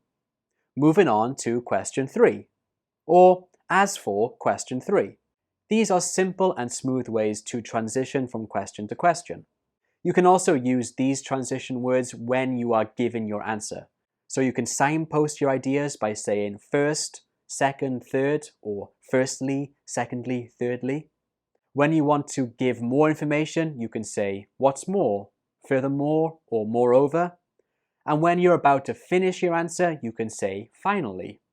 Also, if you forgot to mention something important, but would like to mention it at the end, you can say, one more thing I'd like to talk about is, and then talk about your idea. So remember, it's important to use transition words like these because it'll make your answer a lot more smooth and make your answer sound a lot more organized. So practice using these. Okay, moving on to my final tip, which is tip number 4. This tip is very useful, and it is to look out for question triggers. So what is a question trigger? Well, different questions have words which require a certain type of answer. So here are 6 common questions you might see on this speaking task on the Duolingo English test, and the words in green are the trigger. They are triggers because they should trigger a certain answer or a certain response. And that response usually has a specific grammar structure you should use. So let's take a look. The first one, how did you first hear of this book? So of course the word did is a past tense, so when you answer this question, you have to respond using one of the past tenses. So the past simple, the past continuous, past perfect, used to. That one's quite straightforward. The next question, will you read a similar book? This one refers to the future. So again, you have to respond using one of the correct future tenses. Will, going to, the present continuous, the future perfect, or the future continuous. Be sure to use the correct tense for the idea that you are talking about. Now they get a little bit more tricky. So this question is quite common. How long have you been doing something? For this, you need to respond using the present perfect continuous. The present continuous is have plus been plus a verb with ing. And we use this to talk about an ongoing action that started in the past. So if a question says, how long have you been doing something? You should respond like this. I've been doing this for 3 years, 4 years, or whatever. But you have to respond using the correct tense. So pay attention to the question. 4 is particularly difficult, and a lot of students lose points by answering this question wrong. This question is a hypothetical question. They usually come in the would form. So would you recommend this book? So to answer this correctly, you have to respond in a hypothetical way. So you could say something like, yes, I would recommend this book because I thought it was really inspiring. So if a question has would in it, you shouldn't answer using the simple past. So for this question, would you recommend the book to someone? You shouldn't say, yes, I did, or yes, I will. You should respond in a hypothetical way. For example, yes, I would recommend this book because I found it very interesting. Or, no, I don't think I would recommend this book because it wasn't very good. You could also use if sentences here too, because if sentences are hypothetical. So a simple answer would be, sure, if someone asked me about this book, I would recommend it. So definitely pay attention for the would questions. And the last 2 are opinion questions. For example, why questions, or what do you or what did you like or dislike about something? These questions expect you to share your opinion, so you should use opinion phrases like, in my opinion, from my point of view, as far as I'm concerned. Let's see how this is used in a real example. So let's use the same prompt as earlier. Talk about a book that you read recently. And we'll answer this question. How did you first hear of it? So I could say, turning to the next question, the first time I heard of this book was on a podcast where 2 people were talking about the most influential books that they've ever read. Even though I hadn't heard of Dr. Feynman then, the way they talked about him was amazing. So as soon as I finished listening to the podcast, I went straight out to the bookstore to buy the book. So as you can see here, the question, how did you first hear of it, required an answer using the past tense. But I started off by saying, turning to the next question. Remember, this was a transition word. This is a good way to move from one question to the next one. And then throughout my answer, I used the different past tenses. Heard is a simple past tense. Were talking about is the past continuous. Hadn't heard was the past perfect. And talked, finished, and went are the past simple. Definitely practice using all the different past tenses in a story like this because it'll help you get a higher score in grammatical accuracy and complexity. Okay, so those were some of my top tips for answering the 90-second extended speaking on the Duolingo English test. Just to remind you, they were: answer the prompts, answer and expand, use transition words, and look out for question triggers. And now it's your turn. I'm going to give you a question prompt and 90 seconds to answer. This is a real question from the Duolingo English test. Definitely try to answer this question through speaking for 90 seconds, but if you want me to give you some feedback, write your answer below in the comments and I'll check. Okay, are you ready? Let's go.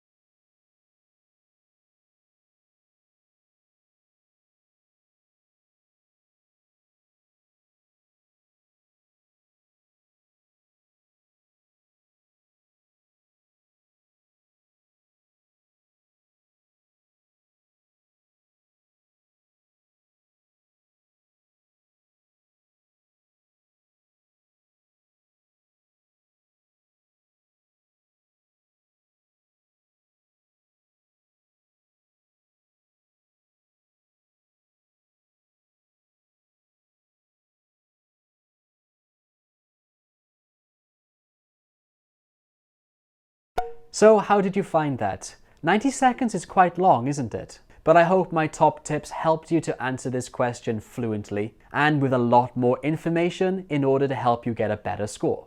Okay, and that's it from me today. Thank you for watching. I hope this was helpful and I'll see you next time.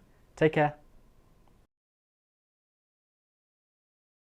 Hi friends, welcome to this Duolingo English test practice video. This practice video is all about the listen then speak question type. You know, the one that looks like this. And this video is very simple. I'm simply going to give you 7 sample questions and then show you 7 sample answers. One of the best ways to study for this Duolingo English test, or in fact any test, is simply to practice. And that's why I think this video is going to be helpful for you. On top of that, this listen then speak question is actually not on the practice test. So this video will give you an opportunity to practice this question type. And like I said, at the end I will show you my sample answers as well. Okay, we will get to this practice in just one moment, but I want to say that if you're new to this channel, hi, I'm Teacher Luke from DETready.com. Visit our website to find more information about the Duolingo English test. We have some courses to help you with your production subscore, and we have a new practice platform. This practice platform gives you the opportunity to practice all of the different questions on the Duolingo English test, and you can see your answers immediately. When you sign up, you get unlimited practice. There is a free version, so you might as well try it. There is a link below in the description. I highly recommend it. Okay, back to this video. Like I mentioned, we're going to do 7 practice questions and then I'll show you some sample answers. But very quickly before we do, let me remind you of some of the key points of this question type. Okay, quickly, here are some key points. Well, your job is simply to listen to a prompt or a question and then respond through speaking. On the real test, you can listen to the prompt 3 times, but you only have 20 seconds to listen. After the 20 seconds is up, you have to begin speaking. So make sure you listen to the prompt 3 times within 20 seconds. Once you begin speaking, you can't listen again. So it's really important you understand the question before you begin speaking. In total, you have 90 seconds to answer, but the Duolingo test guide says that you need to speak for at least 30 seconds. So the Duolingo test guide says you have to speak for at least 30 seconds. After you've spoken for 30 seconds, you can click the next button. However, I strongly recommend that you try to speak for longer, because fluency is part of the criteria, and one aspect of fluency is length. So if you can speak for longer, you'll get a better score for fluency. On the Duolingo test guide, it says that you only get this question type once on the test. However, when I took the test, I actually had this twice. So just know that sometimes you might come up twice. And it contributes to your conversation and production subscore. So those were the key points of this question type. If you want to learn some tips on how to answer this well, I recommend you watch this video here. Or watch it next, you can find it below in the description. Okay then, well let's jump into this practice. Like I said, I've prepared 7 questions and sample answers for you. I'll play each question type 3 times, just like on the real test. Then I'll give you 90 seconds to answer, and at the end you can see my sample answer for that question. I strongly recommend that you use the 90 seconds to actually speak out an answer because it will be really useful practice for you. Okay then, well let's jump into sample question number 1. Describe a major decision you have taken in your life. Was it the right decision? Describe a major decision you have taken in your life. Was it the right decision? Describe a major decision you have taken in your life. Was it the right decision?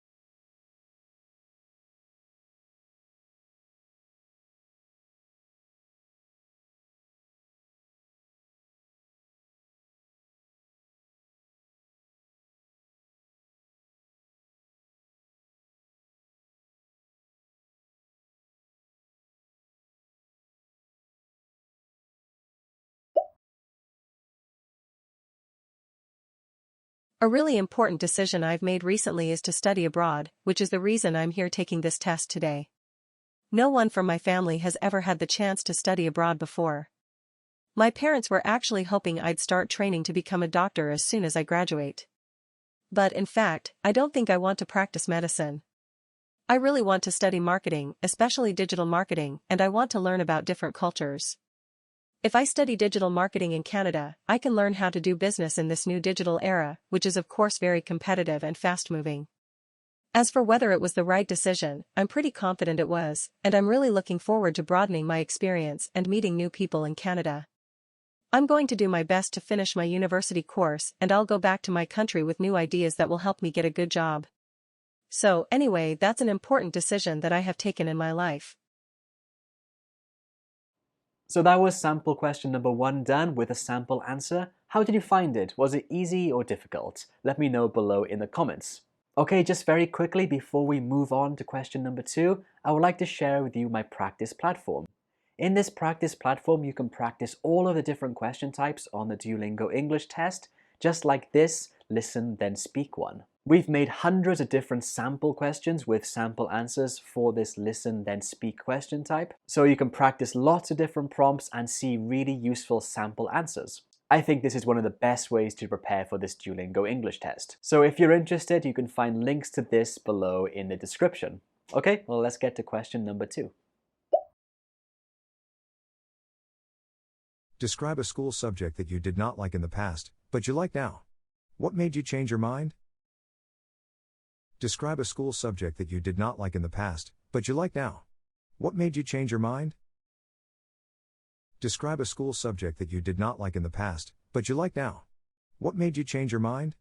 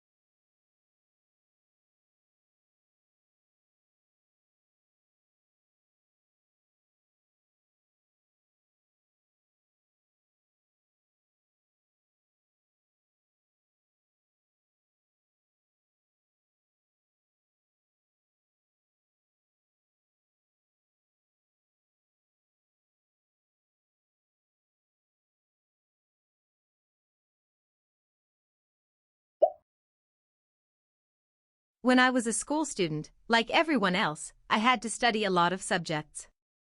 I enjoyed most of them, but there was one that I really didn't like, and that was history. I think the reason was that I disliked the teaching method of my teacher. To be completely frank with you, he was a lazy teacher. All he did was copy words and facts from our coursebook to the board, and made us write down what he wrote. There was no actual teaching involved. He then would tell us that we had to memorize all the information if we didn't want to receive a low grade for his subject. It was awful. When I was in my early 20s, I watched a film about Roman history.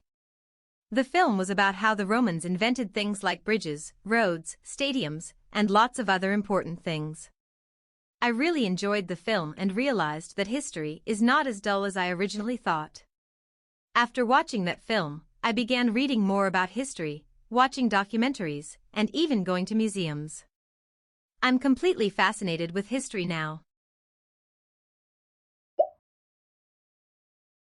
Nowadays, more and more people live non-active lives. Why do you think this is? What are the problems associated with this? Nowadays, more and more people live non-active lives. Why do you think this is?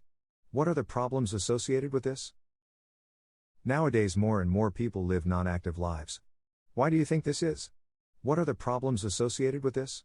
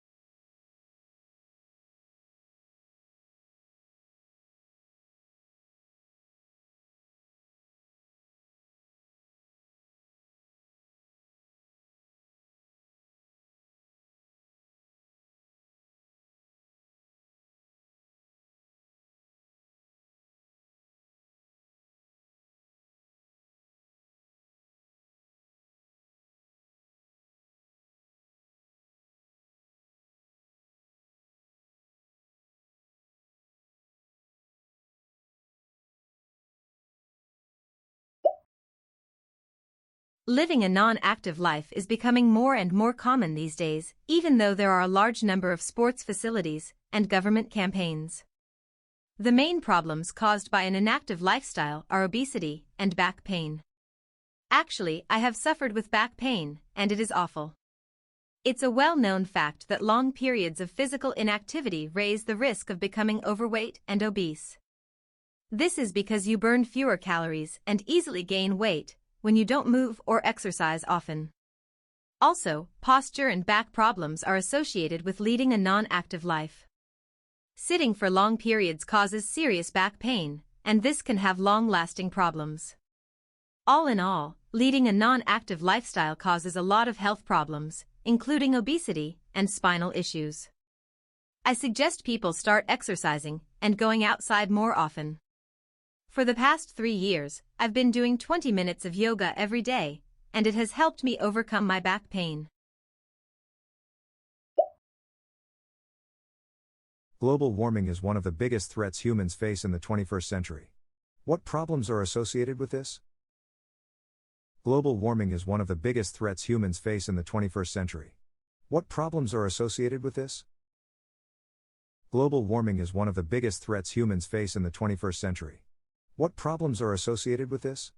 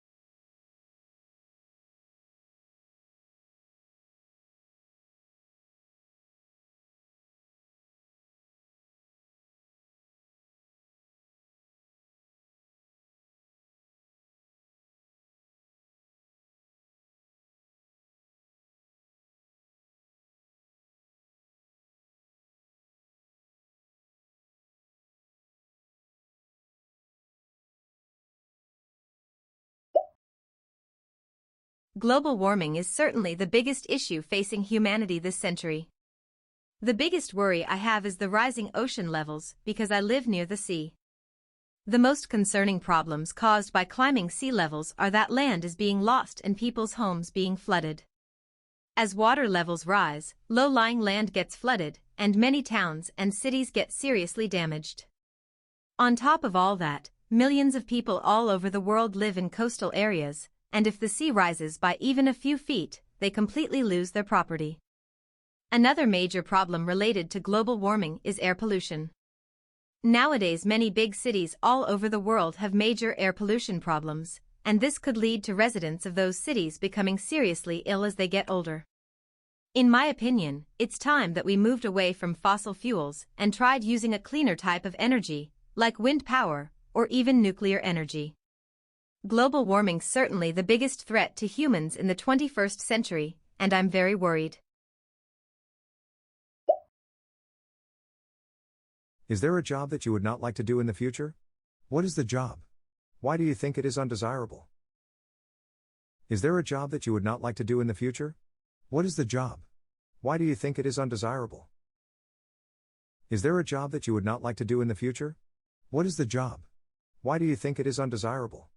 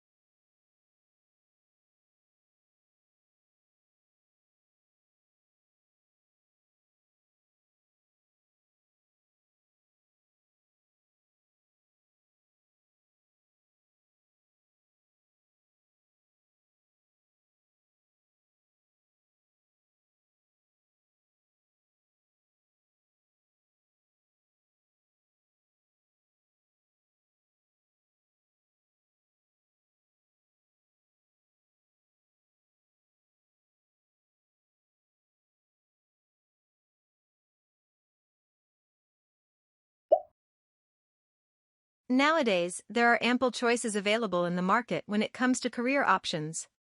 If I had to choose one particular job among many that I wouldn't like to do, I suppose it would be a sales job.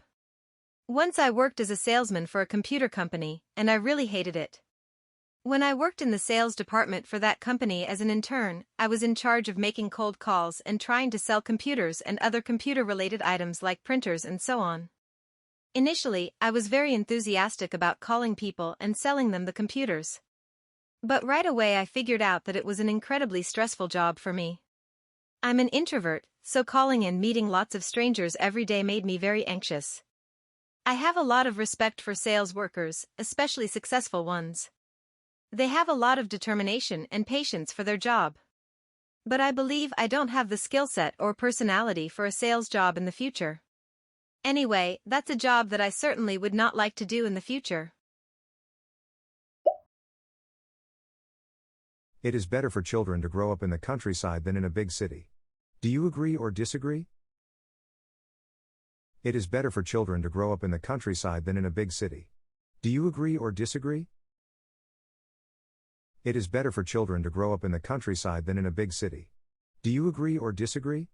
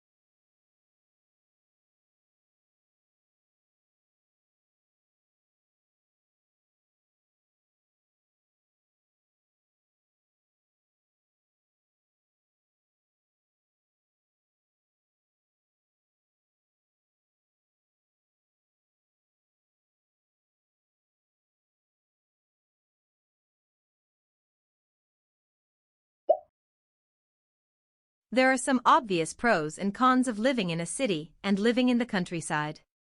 And to be frank, I'm not sure which is better. I think children who grow up in the countryside seem to be more mature and independent. The skills they need in life develop faster because of the environment they're brought up in, and this has some obvious advantages. On the flip side, even though kids who grow up in big cities tend to be less independent, they have more career and educational opportunities. In an ideal world, most children would live in a city and visit the countryside frequently or vice versa. I was pretty lucky that I spent most of my early childhood in the countryside, but then moved to a medium-sized city when I was about 15 years old. I'm sure this balance has helped me a lot in my life. Describe an exciting experience you have had. What happened? Describe an exciting experience you have had. What happened? Describe an exciting experience you have had. What happened?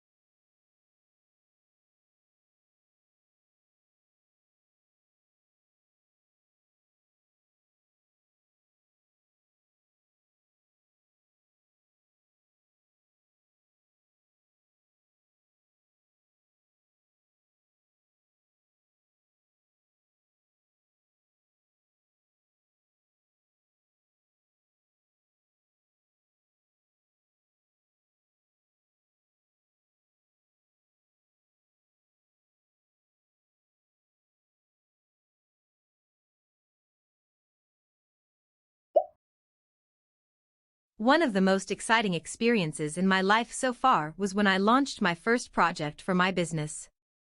I felt very proud of the product I had made, but I also had doubts about how I could find people to buy the product.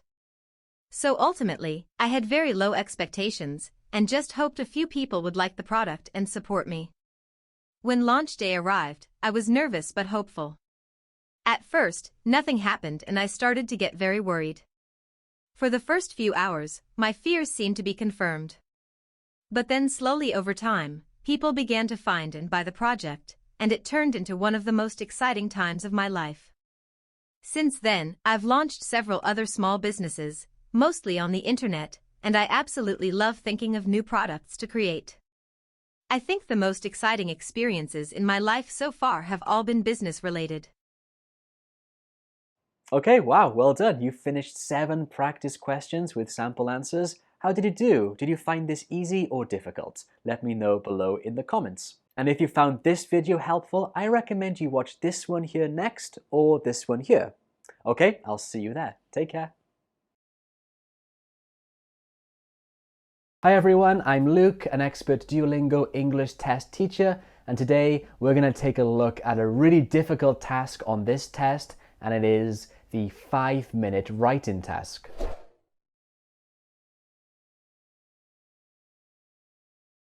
This task is really hard because you've got to be able to write logically and coherently, you've got to respond and answer the question directly, and you've got to show off all of your grammar and vocabulary in just 5 minutes. When I talk to students that have taken the Duolingo English test, I've noticed a really common feature, and that is that their production score typically is the lowest score on their test. The production sub-score includes your speaking and writing, and I think that students struggle to get a good score on production because they're not able to answer this question type well. So if that's you, this video is going to be so helpful for you. We're going to go over some of the key points of the 5-minute write-in task, and then I'm going to give you some really useful tips to help you to organize your answer well and write with a logical and coherent structure. But before I start, if you think this video is useful for you, please give it a thumbs up and subscribe to my channel. It really does help me a lot. Okay, well, let's get started by looking at some of the key points of this write-in task.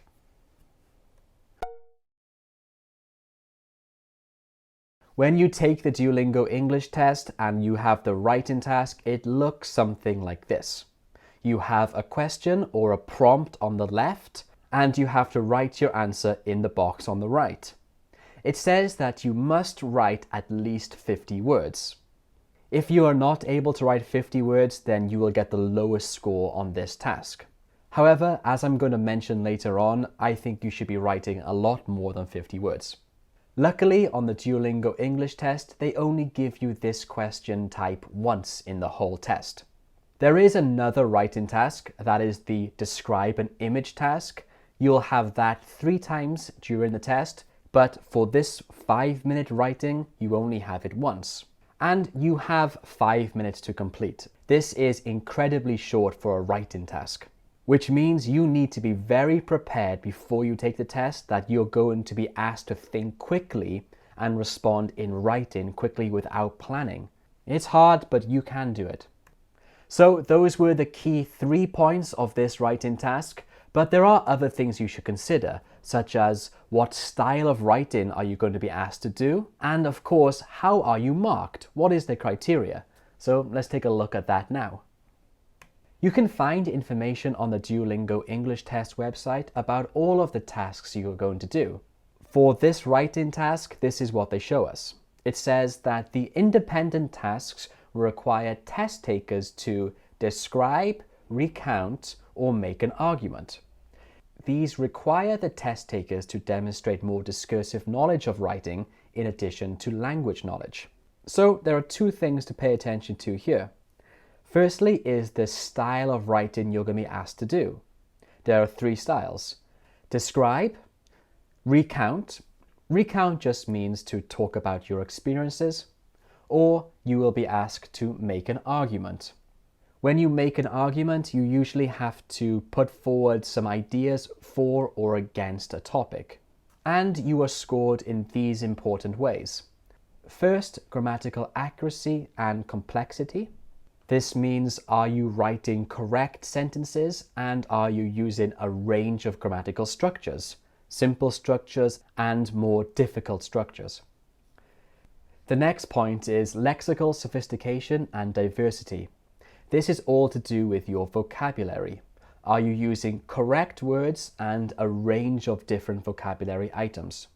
Third point is task relevance. This simply means, were you able to answer the question correctly? Fourth point, which I think is very interesting, is length. So for this task, like I mentioned earlier, you must write at least 50 words. But if you look here, you can see that length is a part of the scoring criteria. To me, this indicates that you should be trying to write as much as you can, as long as it stays coherent and cohesive.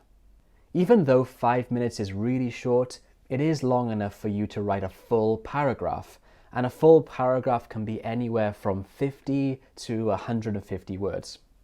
And the last one is fluency.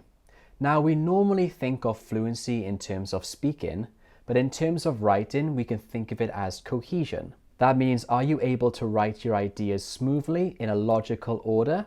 That makes it easy to follow for the reader. This is what we consider as fluency in writing. As you can see, this question type is not easy at all. It tests your writing skills, your language and grammar knowledge, and also your thinking skills. And it's made especially difficult because you have to do all of that in just 5 minutes. I get a lot of questions on my Facebook group about this writing task, specifically to do with how to organize or how to structure your answer. So that's what we're going to do now. I have some couple tips to help you to answer this question logically and to make sure that you're able to get the best score you can get. So now let's take a look at these tips. So my first tip is really simple, but it's one that a lot of students struggle with, and it is simply to answer the question fully. So what does this mean? Well, firstly, let's quickly review what I showed you earlier. When you get your writing question, you will be asked to do one of these three things: either describe, recount, or make an argument. So it's quite important that you're able to recognize what type of writing you have to do. Now let's take a look at a couple examples. So let's say that this is your writing question. The question goes like this: a university plans to develop a new research center in your country. Some people want a center for business research, while others want a center for research in agriculture. Which of these two kinds of research centers would you recommend, and why? So based on this, do you think that you're going to have to describe, recount, or make an argument? Well, this is an example of a make an argument question. Basically, you have to choose one of the options, a business center or an agriculture center, and you have to say why you think so. That means you have to make an argument for one option. So, while you're reading this question, you have to think quickly, which one do I think is better? And then I want you to think of two reasons why you think so. Those two reasons will be the main body of your essay. How about this question type here? It says, in general, people are living longer today. Discuss some of the implications of this phenomenon. Here, do you have to make an argument? Do you have to recount? Or do you have to describe? Well, here you're asked to describe the implications. You're not making an argument for something. You have to describe the implications of the fact that people are living longer. So here you need to think about either the effects or changes that this phenomenon, people are living longer, have on society. And you have to describe them. So for this, I think you should describe at least two implications and provide examples or further information to support your ideas. Here is a third example. Films can tell us a lot about the country where they were made. What have you learned about another country from watching its movies? So is this an argument essay, a descriptive essay, or is it a recount? Well, as you've guessed, this is actually a recount because this essay prompt is asking you to talk about your experiences. What exactly have you learned about another country from its movies? So you're talking about your experience. To answer this question, you would pick one country and again, at least two things you have learned from its movies and provide examples of those things you've learned. So that was tip number one. It is really important that you're able to quickly identify what type of writing you're being asked to do. Are you being asked to make an argument, describe something, or recount, which is to talk about your experience? It's important to be able to identify quickly because task relevance is part of the criteria and the way you write will change depending on the type of writing you're being asked to do. Okay, now let's take a look at tip number two, which is how to organize your answer. So tip number two is by far the most important here, and it is organizing your answer. I think it's better to write this whole answer as one paragraph, and your paragraph should include an introduction, some supporting sentences, and a concluding sentence. You shouldn't forget that the Duolingo English test is an academic English test.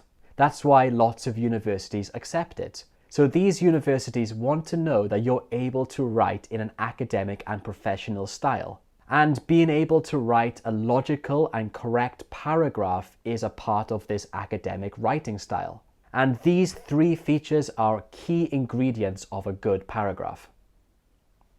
Okay, so what should you write in your introduction? Well, your introduction is simply a topic sentence. So what is a topic sentence?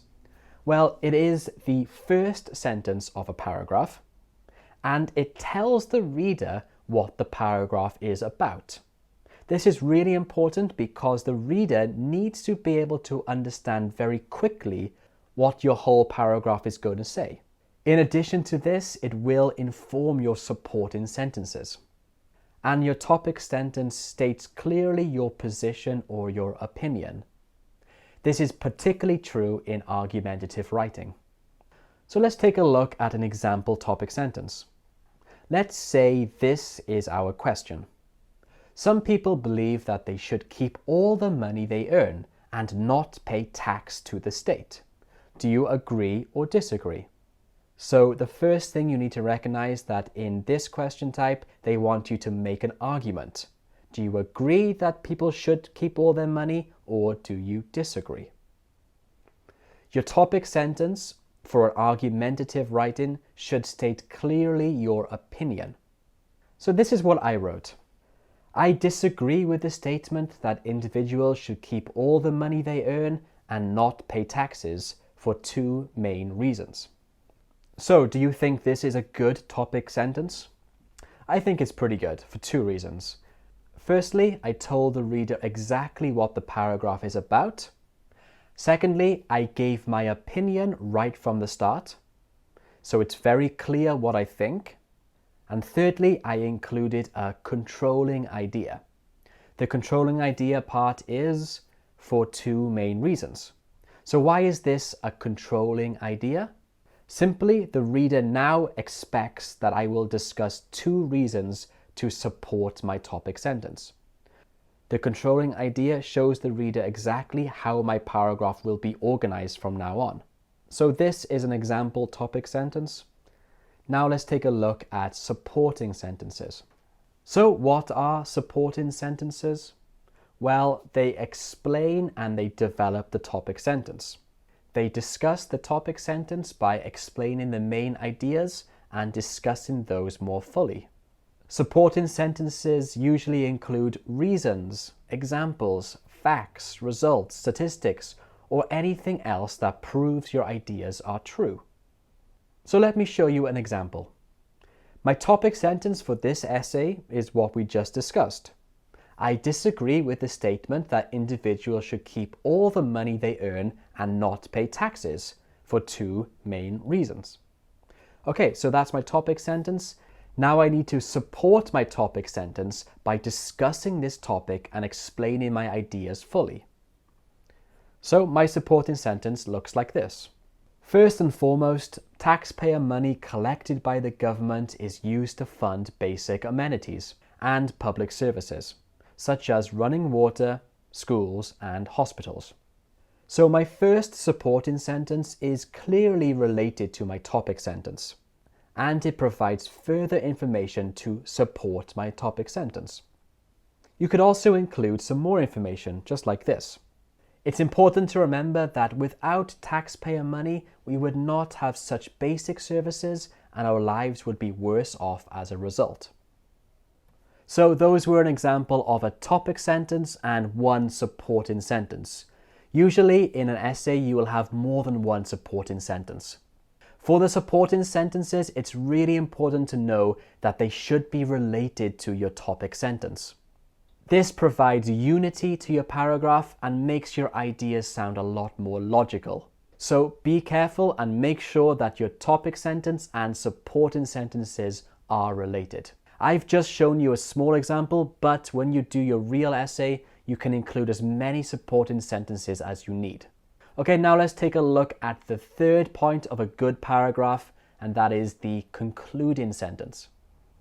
For this writing task in the Duolingo English test, I believe it's important to include a concluding sentence. So what is a concluding sentence? Well, a concluding sentence does these three things. It is used to signal the end of the paragraph. It tells the reader the important points to remember. And importantly, it is often a paraphrase of the topic sentence. Your topic sentence and your concluding sentence should be closely related. For the same topic, this is my concluding sentence. In conclusion, even though many people argue that we should not pay taxes, based on the reasons discussed, I believe taxation is vital in order to maintain a high standard of living. Remember, in my topic sentence, I said that I disagree with the statement that people should not pay taxes. Here, in my concluding sentence, I basically say the same thing. And I said that taxation is vital in order to maintain a high standard of living. This is related to my supporting sentence, where I talked about the basic amenities that taxation provides. So as you can see, the concluding sentence is linked to the topic sentence and the supporting sentences. Okay, now let me put all of this together into one paragraph and show you how it's structured. In this paragraph, I've also included more supporting sentences, so we'll go through it together and I'll highlight some good points from this paragraph. I strongly disagree with the statement that individuals should not pay taxes to the state for two main reasons. First and foremost, taxpayer money collected by the government is used to fund basic amenities and public services, such as running water, schools, and hospitals. It's important to remember that without taxpayer money, we would not have access to such basic services and our lives would be worse off as a result. Additionally, taxes help stabilize the economy. Through taxes, the government is able to pay off debts and invest in the country, which, in turn, leads to a more stable and prosperous place to live. In conclusion, even though many people argue that we should not pay taxes, based on the reasons discussed, I believe taxation is vital in order to maintain a high standard of living. Okay, so I think this is a pretty good paragraph. It's not perfect, of course, but it's realistic to write a paragraph like this within 5 minutes. So now I'll go through some of the good points of this paragraph. Okay, so firstly, the introduction and topic sentence is clear, like I discussed earlier. And I stated my opinion clearly right at the start. I think this is important to do as one of the marking criteria was task relevance. So this task is asking, do I agree or do I disagree? In my topic sentence, I clearly answered that already by saying I strongly disagree. I also use transition words in this paragraph to signal to the reader when I'm moving on to a new idea. These transition words are the words in green here. So we had first and foremost. First and foremost signal that I'm going to talk about my first idea and actually my most important idea. Additionally is used to signal that I will talk about another idea related to the topic. And in conclusion, of course, signals that I'm about to conclude my paragraph. It's important to use transition words like these when you're writing your paragraph. The third point I want to highlight is that I included 2 supporting ideas with additional information. These 2 supporting ideas are very closely related to my topic sentence, which is very important to do. The 2 ideas are underlined. The first one is to fund basic amenities and public services, and the second idea is to help stabilize the economy. In order to provide more information to my supporting ideas, I provided examples, things like running water, schools and hospitals. And I discussed the implications, which in turn leads to a more stable and prosperous place to live. And the fourth good point is that I included a concluding sentence which summarized my topic sentence and was closely linked to my supporting ideas. Remember to include a concluding sentence when you're doing your paragraph. This video was all about the best way you can organize and structure your writing for this writing task. This task is particularly difficult, but if you have a structure in mind and you know how to write a good paragraph, that will make your life so much easier.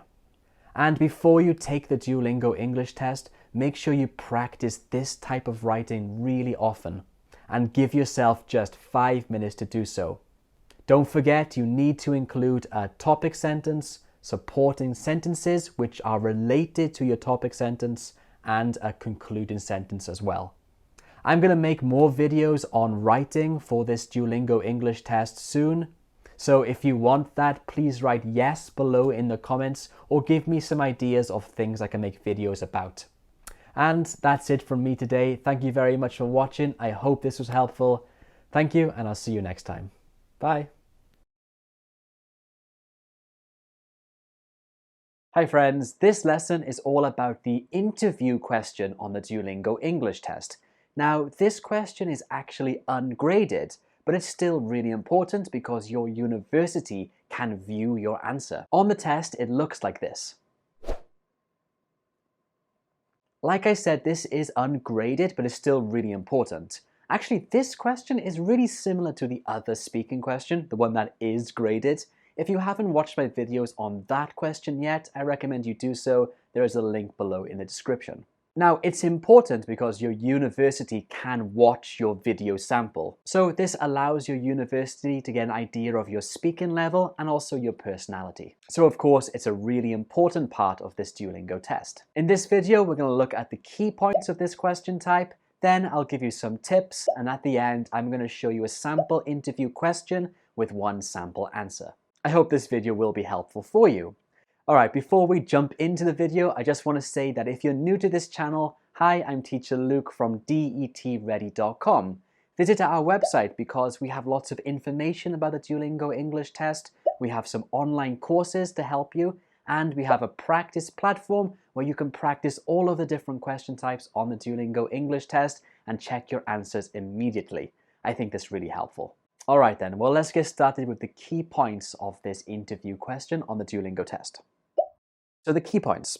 You have to read a prompt and then speak at length about it. Now, how this differs from the other speaking question is that you actually get to choose. You will be given two options, so two prompts, and you get to choose one. When you take the test, it looks like this. So that's one difference that's important between this speaking interview and the other speaking question, is that you actually get to choose which question you want to answer. You're given two and you get to choose one. And you have 30 seconds to read both prompts, choose one, and then also mentally prepare before you begin speaking. 30 seconds is quite short, but still, it's something. The other question type, you only get 20 seconds to think and prepare. Okay, let's check the other key points. So like I just said, yeah, you get 30 seconds to choose and prepare. And luckily, you can see the question as you're speaking. Okay, so your job then, as you can see in the instructions, is to speak for 1 to 3 minutes about the topic. And you should keep talking until the next button turns orange. Alright, so that's important to know. You get between 1 and 3 minutes to speak about the topic. After 1 minute, the next button turns orange. You can click that to go to the next question. You don't really need to speak for the whole 3 minutes. This is an ungraded question, so you're not going to get scored on that. But remember that your university, the one you're applying to, will be able to see your response. So just speak for more than 1 minute, and then if you need to, if you still have more to talk about, you can speak for longer. But it's not a requirement. Okay, there are a few more key points to look at. So you only get this question type once on the test. And like I mentioned, it is ungraded. Your overall score won't be affected by your answer to this question type, but the university you're applying to can view the recording, so it is important. Okay, so those were the key points done. It's important to know all of these before you begin your test. Now let's think about what to say or how to actually answer the questions. Remember, this is ungraded, so the purpose of this type of question is for you to show off to your university. You can show them how good your English is and all of your positive features of your personality. So the way you answer might be quite different than in the other speaking questions. So let's take a look at how to answer this question now. Okay, so it's important that you answer all of the questions in the prompt. If you look at this sample, the one I got when I did the practice test, there are actually 3 different questions within this prompt. So I strongly suggest you answer all of them, and you talk in detail about each question. The purpose is to show the university you're applying to, your English level, and also your personality. So when you're answering, I suggest that you try to use examples from your life. This will make your response much more personable and probably show your personality more. It's important to elaborate and develop your ideas, just like in the other speaking questions. So when you answer one question, don't just answer it basically, add a reason or add an example. Anything to develop your idea further. And talk about yourself. It's okay to talk about yourself here since this is an interview. The university, I think, want to learn about you, so it's a really good opportunity for you to talk about yourself. Alright, so those were some basic tips on how to answer. Remember to talk about yourself, elaborate and develop your ideas further than normal, just like in a real interview. Okay, now let's do a practice. I've prepared a practice question here. I'll put it on the screen for about 1 minute, but if you want more time, just pause the video and keep speaking. After 1 minute is up, I'll show you a sample answer. I strongly recommend that you actually do speak out during this time because it will be great practice for you. And remember, on the real test, you get up to 3 minutes, so after 1 minute, if you're still talking, just pause the video. Okay, then I'll show it for 1 minute and then I'll show you a sample answer. Okay, so this is the question. Describe an important decision you have made. Why did you make that decision? What was the result?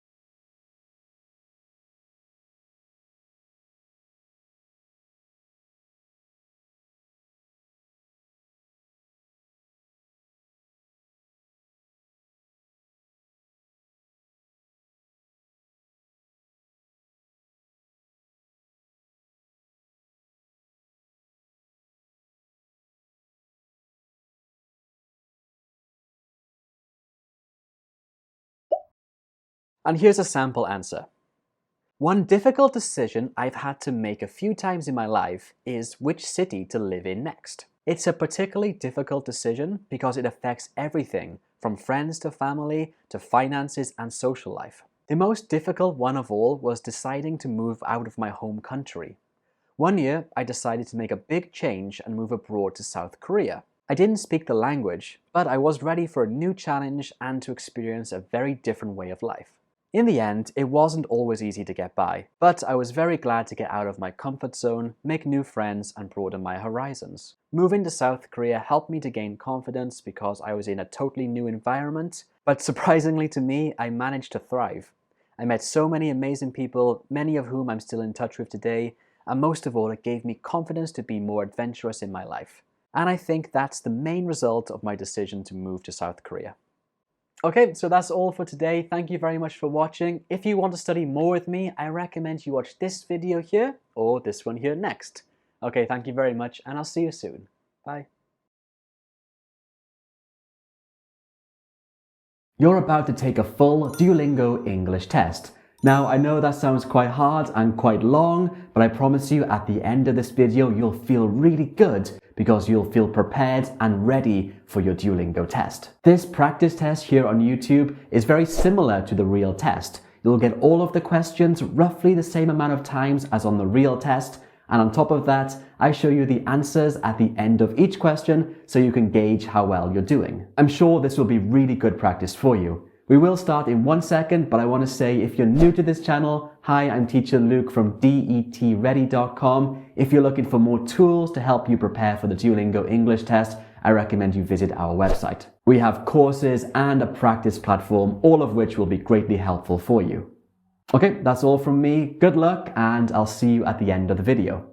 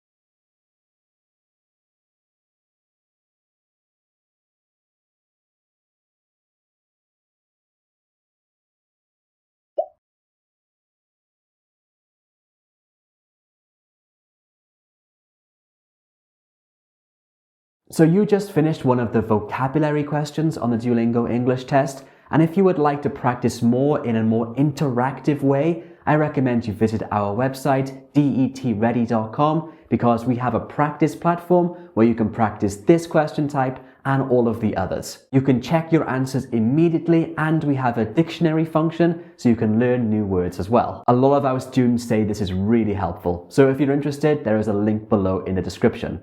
Okay, back to this full test.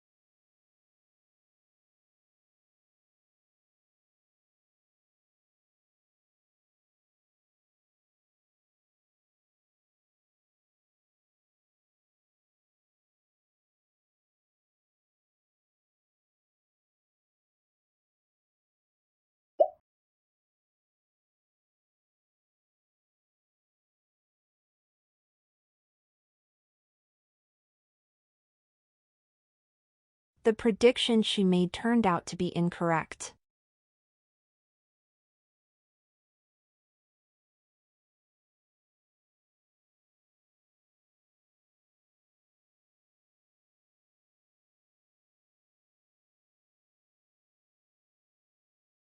The prediction she made turned out to be incorrect.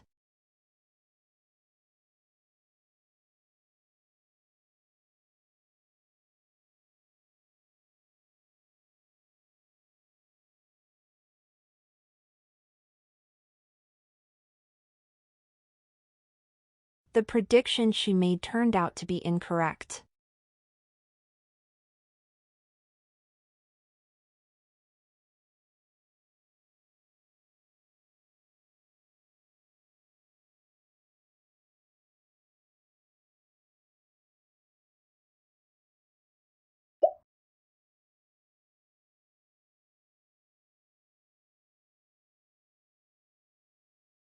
Flusement. Flusement. Periperil. Periperil. Orientation. Orientation. Oval. Oval. Suspend. Suspend. Bedious. Bedious. Imply. Imply. Multiply. Multiply. Remote. Remote.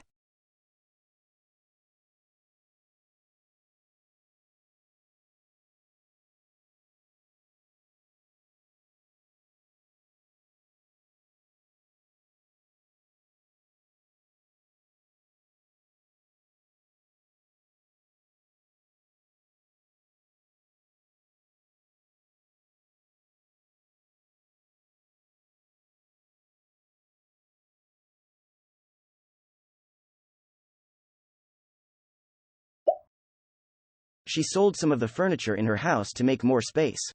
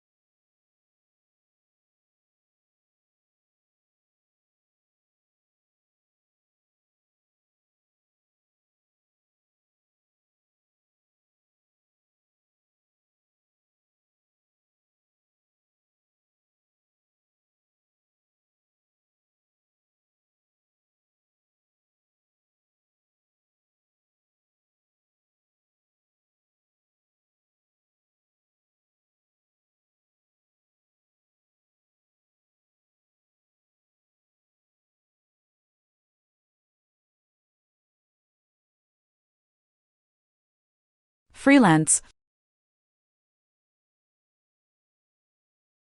freelance, loyalty, loyalty, phasementing, phasementing, rental, rental, issue, issue, operational, operational, dissatisfy, dissatisfy, clanided, clanided, generator, generator,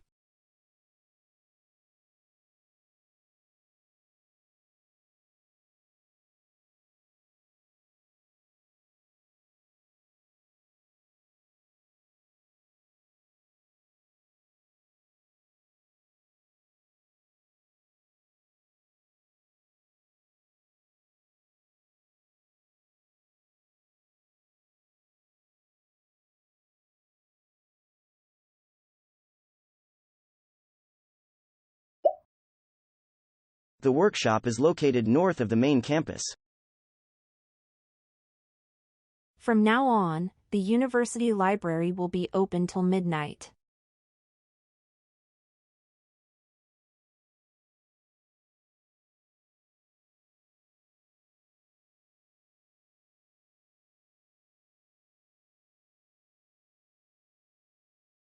From now on, the university library will be open till midnight.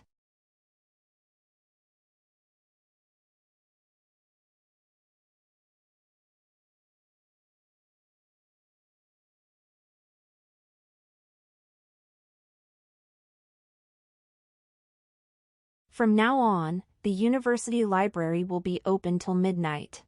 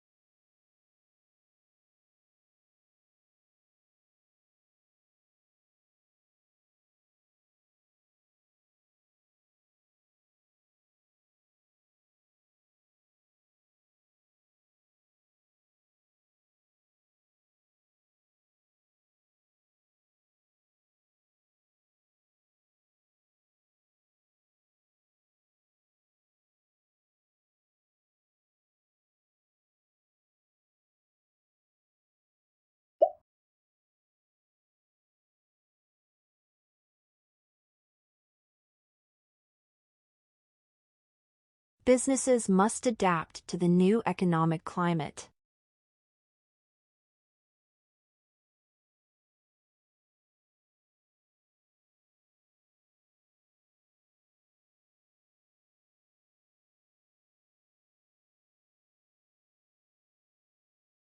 Businesses must adapt to the new economic climate.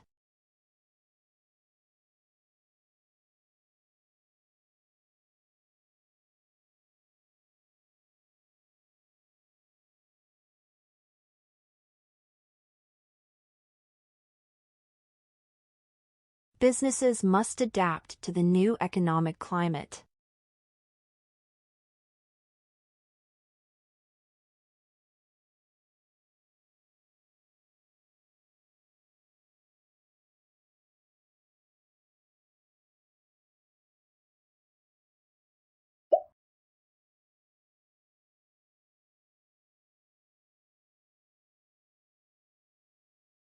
Diamond.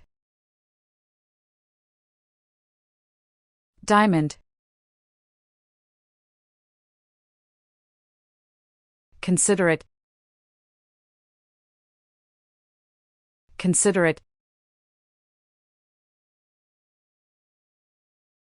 Fruit. Fruit.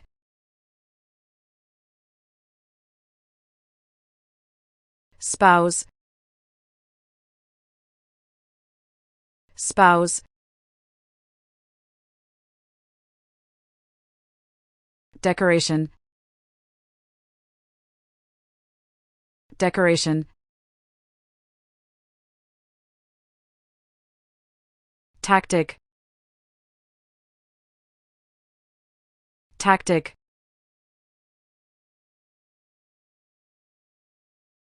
Surpour. Surpour.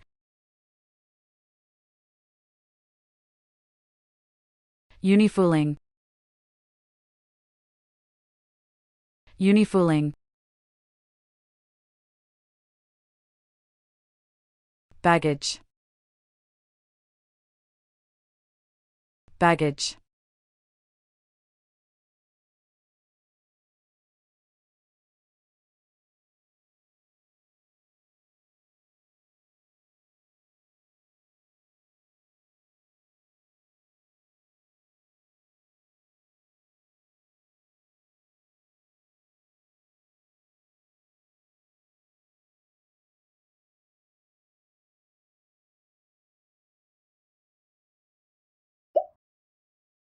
After I graduated from college, I spent 2 years traveling around the world.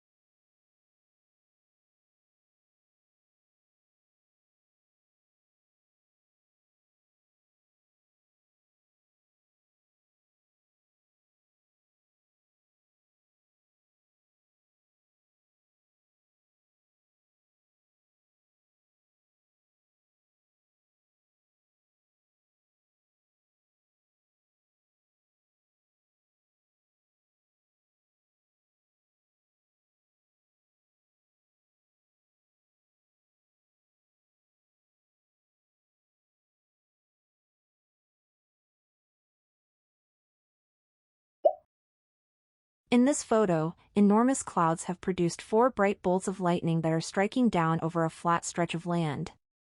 Most of the noticeable lightning bolts are reaching the ground, but many are staying within the clouds themselves, evident from the luminescent glow thousands of meters up. This light really brings out the shape of the clouds, even at night. Although it is unclear if any buildings are in the area, there must be some nearby due to the long row of electrical poles with twin cables running across the setting. Additionally, the red lights from an intersection are shining in the distance, indicating a highway with numerous light posts running parallel to the taller electrical poles. The heavy blanket of swirling dark clouds extend far into the horizon, meaning this severe storm could continue for a long while.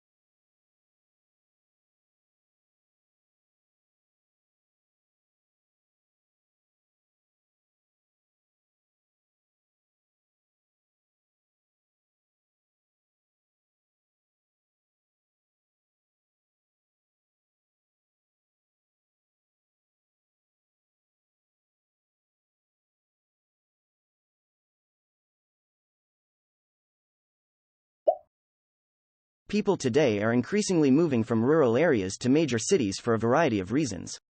Better work opportunities and higher salaries are just 2 reasons for this. But there's a lot more to consider before choosing a city to live in. For me, nightlife and entertainment are very important. Cheap, efficient transportation is also vital for being able to move around and enjoy the city. I also need access to parks and nature that I can visit on weekends, such as mountains and beaches. Another important factor to consider is the cost of housing. Sadly, the cost of housing in so many of the great cities in the world today is just simply too expensive. To sum up, in my opinion, a great city has a good mix of things to do, places to go, and affordable housing. What changes would make your hometown more appealing to people your age? What changes would make your hometown more appealing to people your age? What changes would make your hometown more appealing to people your age?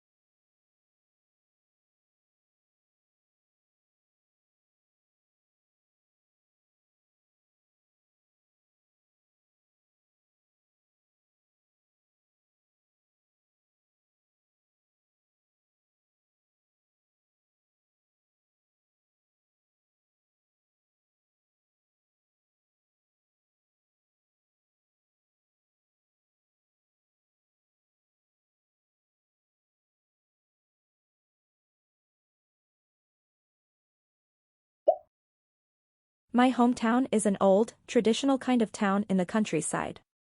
It has a lot of older people and not a lot of entertainment for younger people. For this reason, I was keen to study and work away from my hometown. After a few years living abroad, I think my hometown could do with a lot of big changes to make it more exciting for young people. Firstly, it needs more bars and restaurants in the town center. Next, the beaches are a unique feature of the town that could be developed to bring in more tourists. These are two changes that would make my hometown more appealing to people of my age.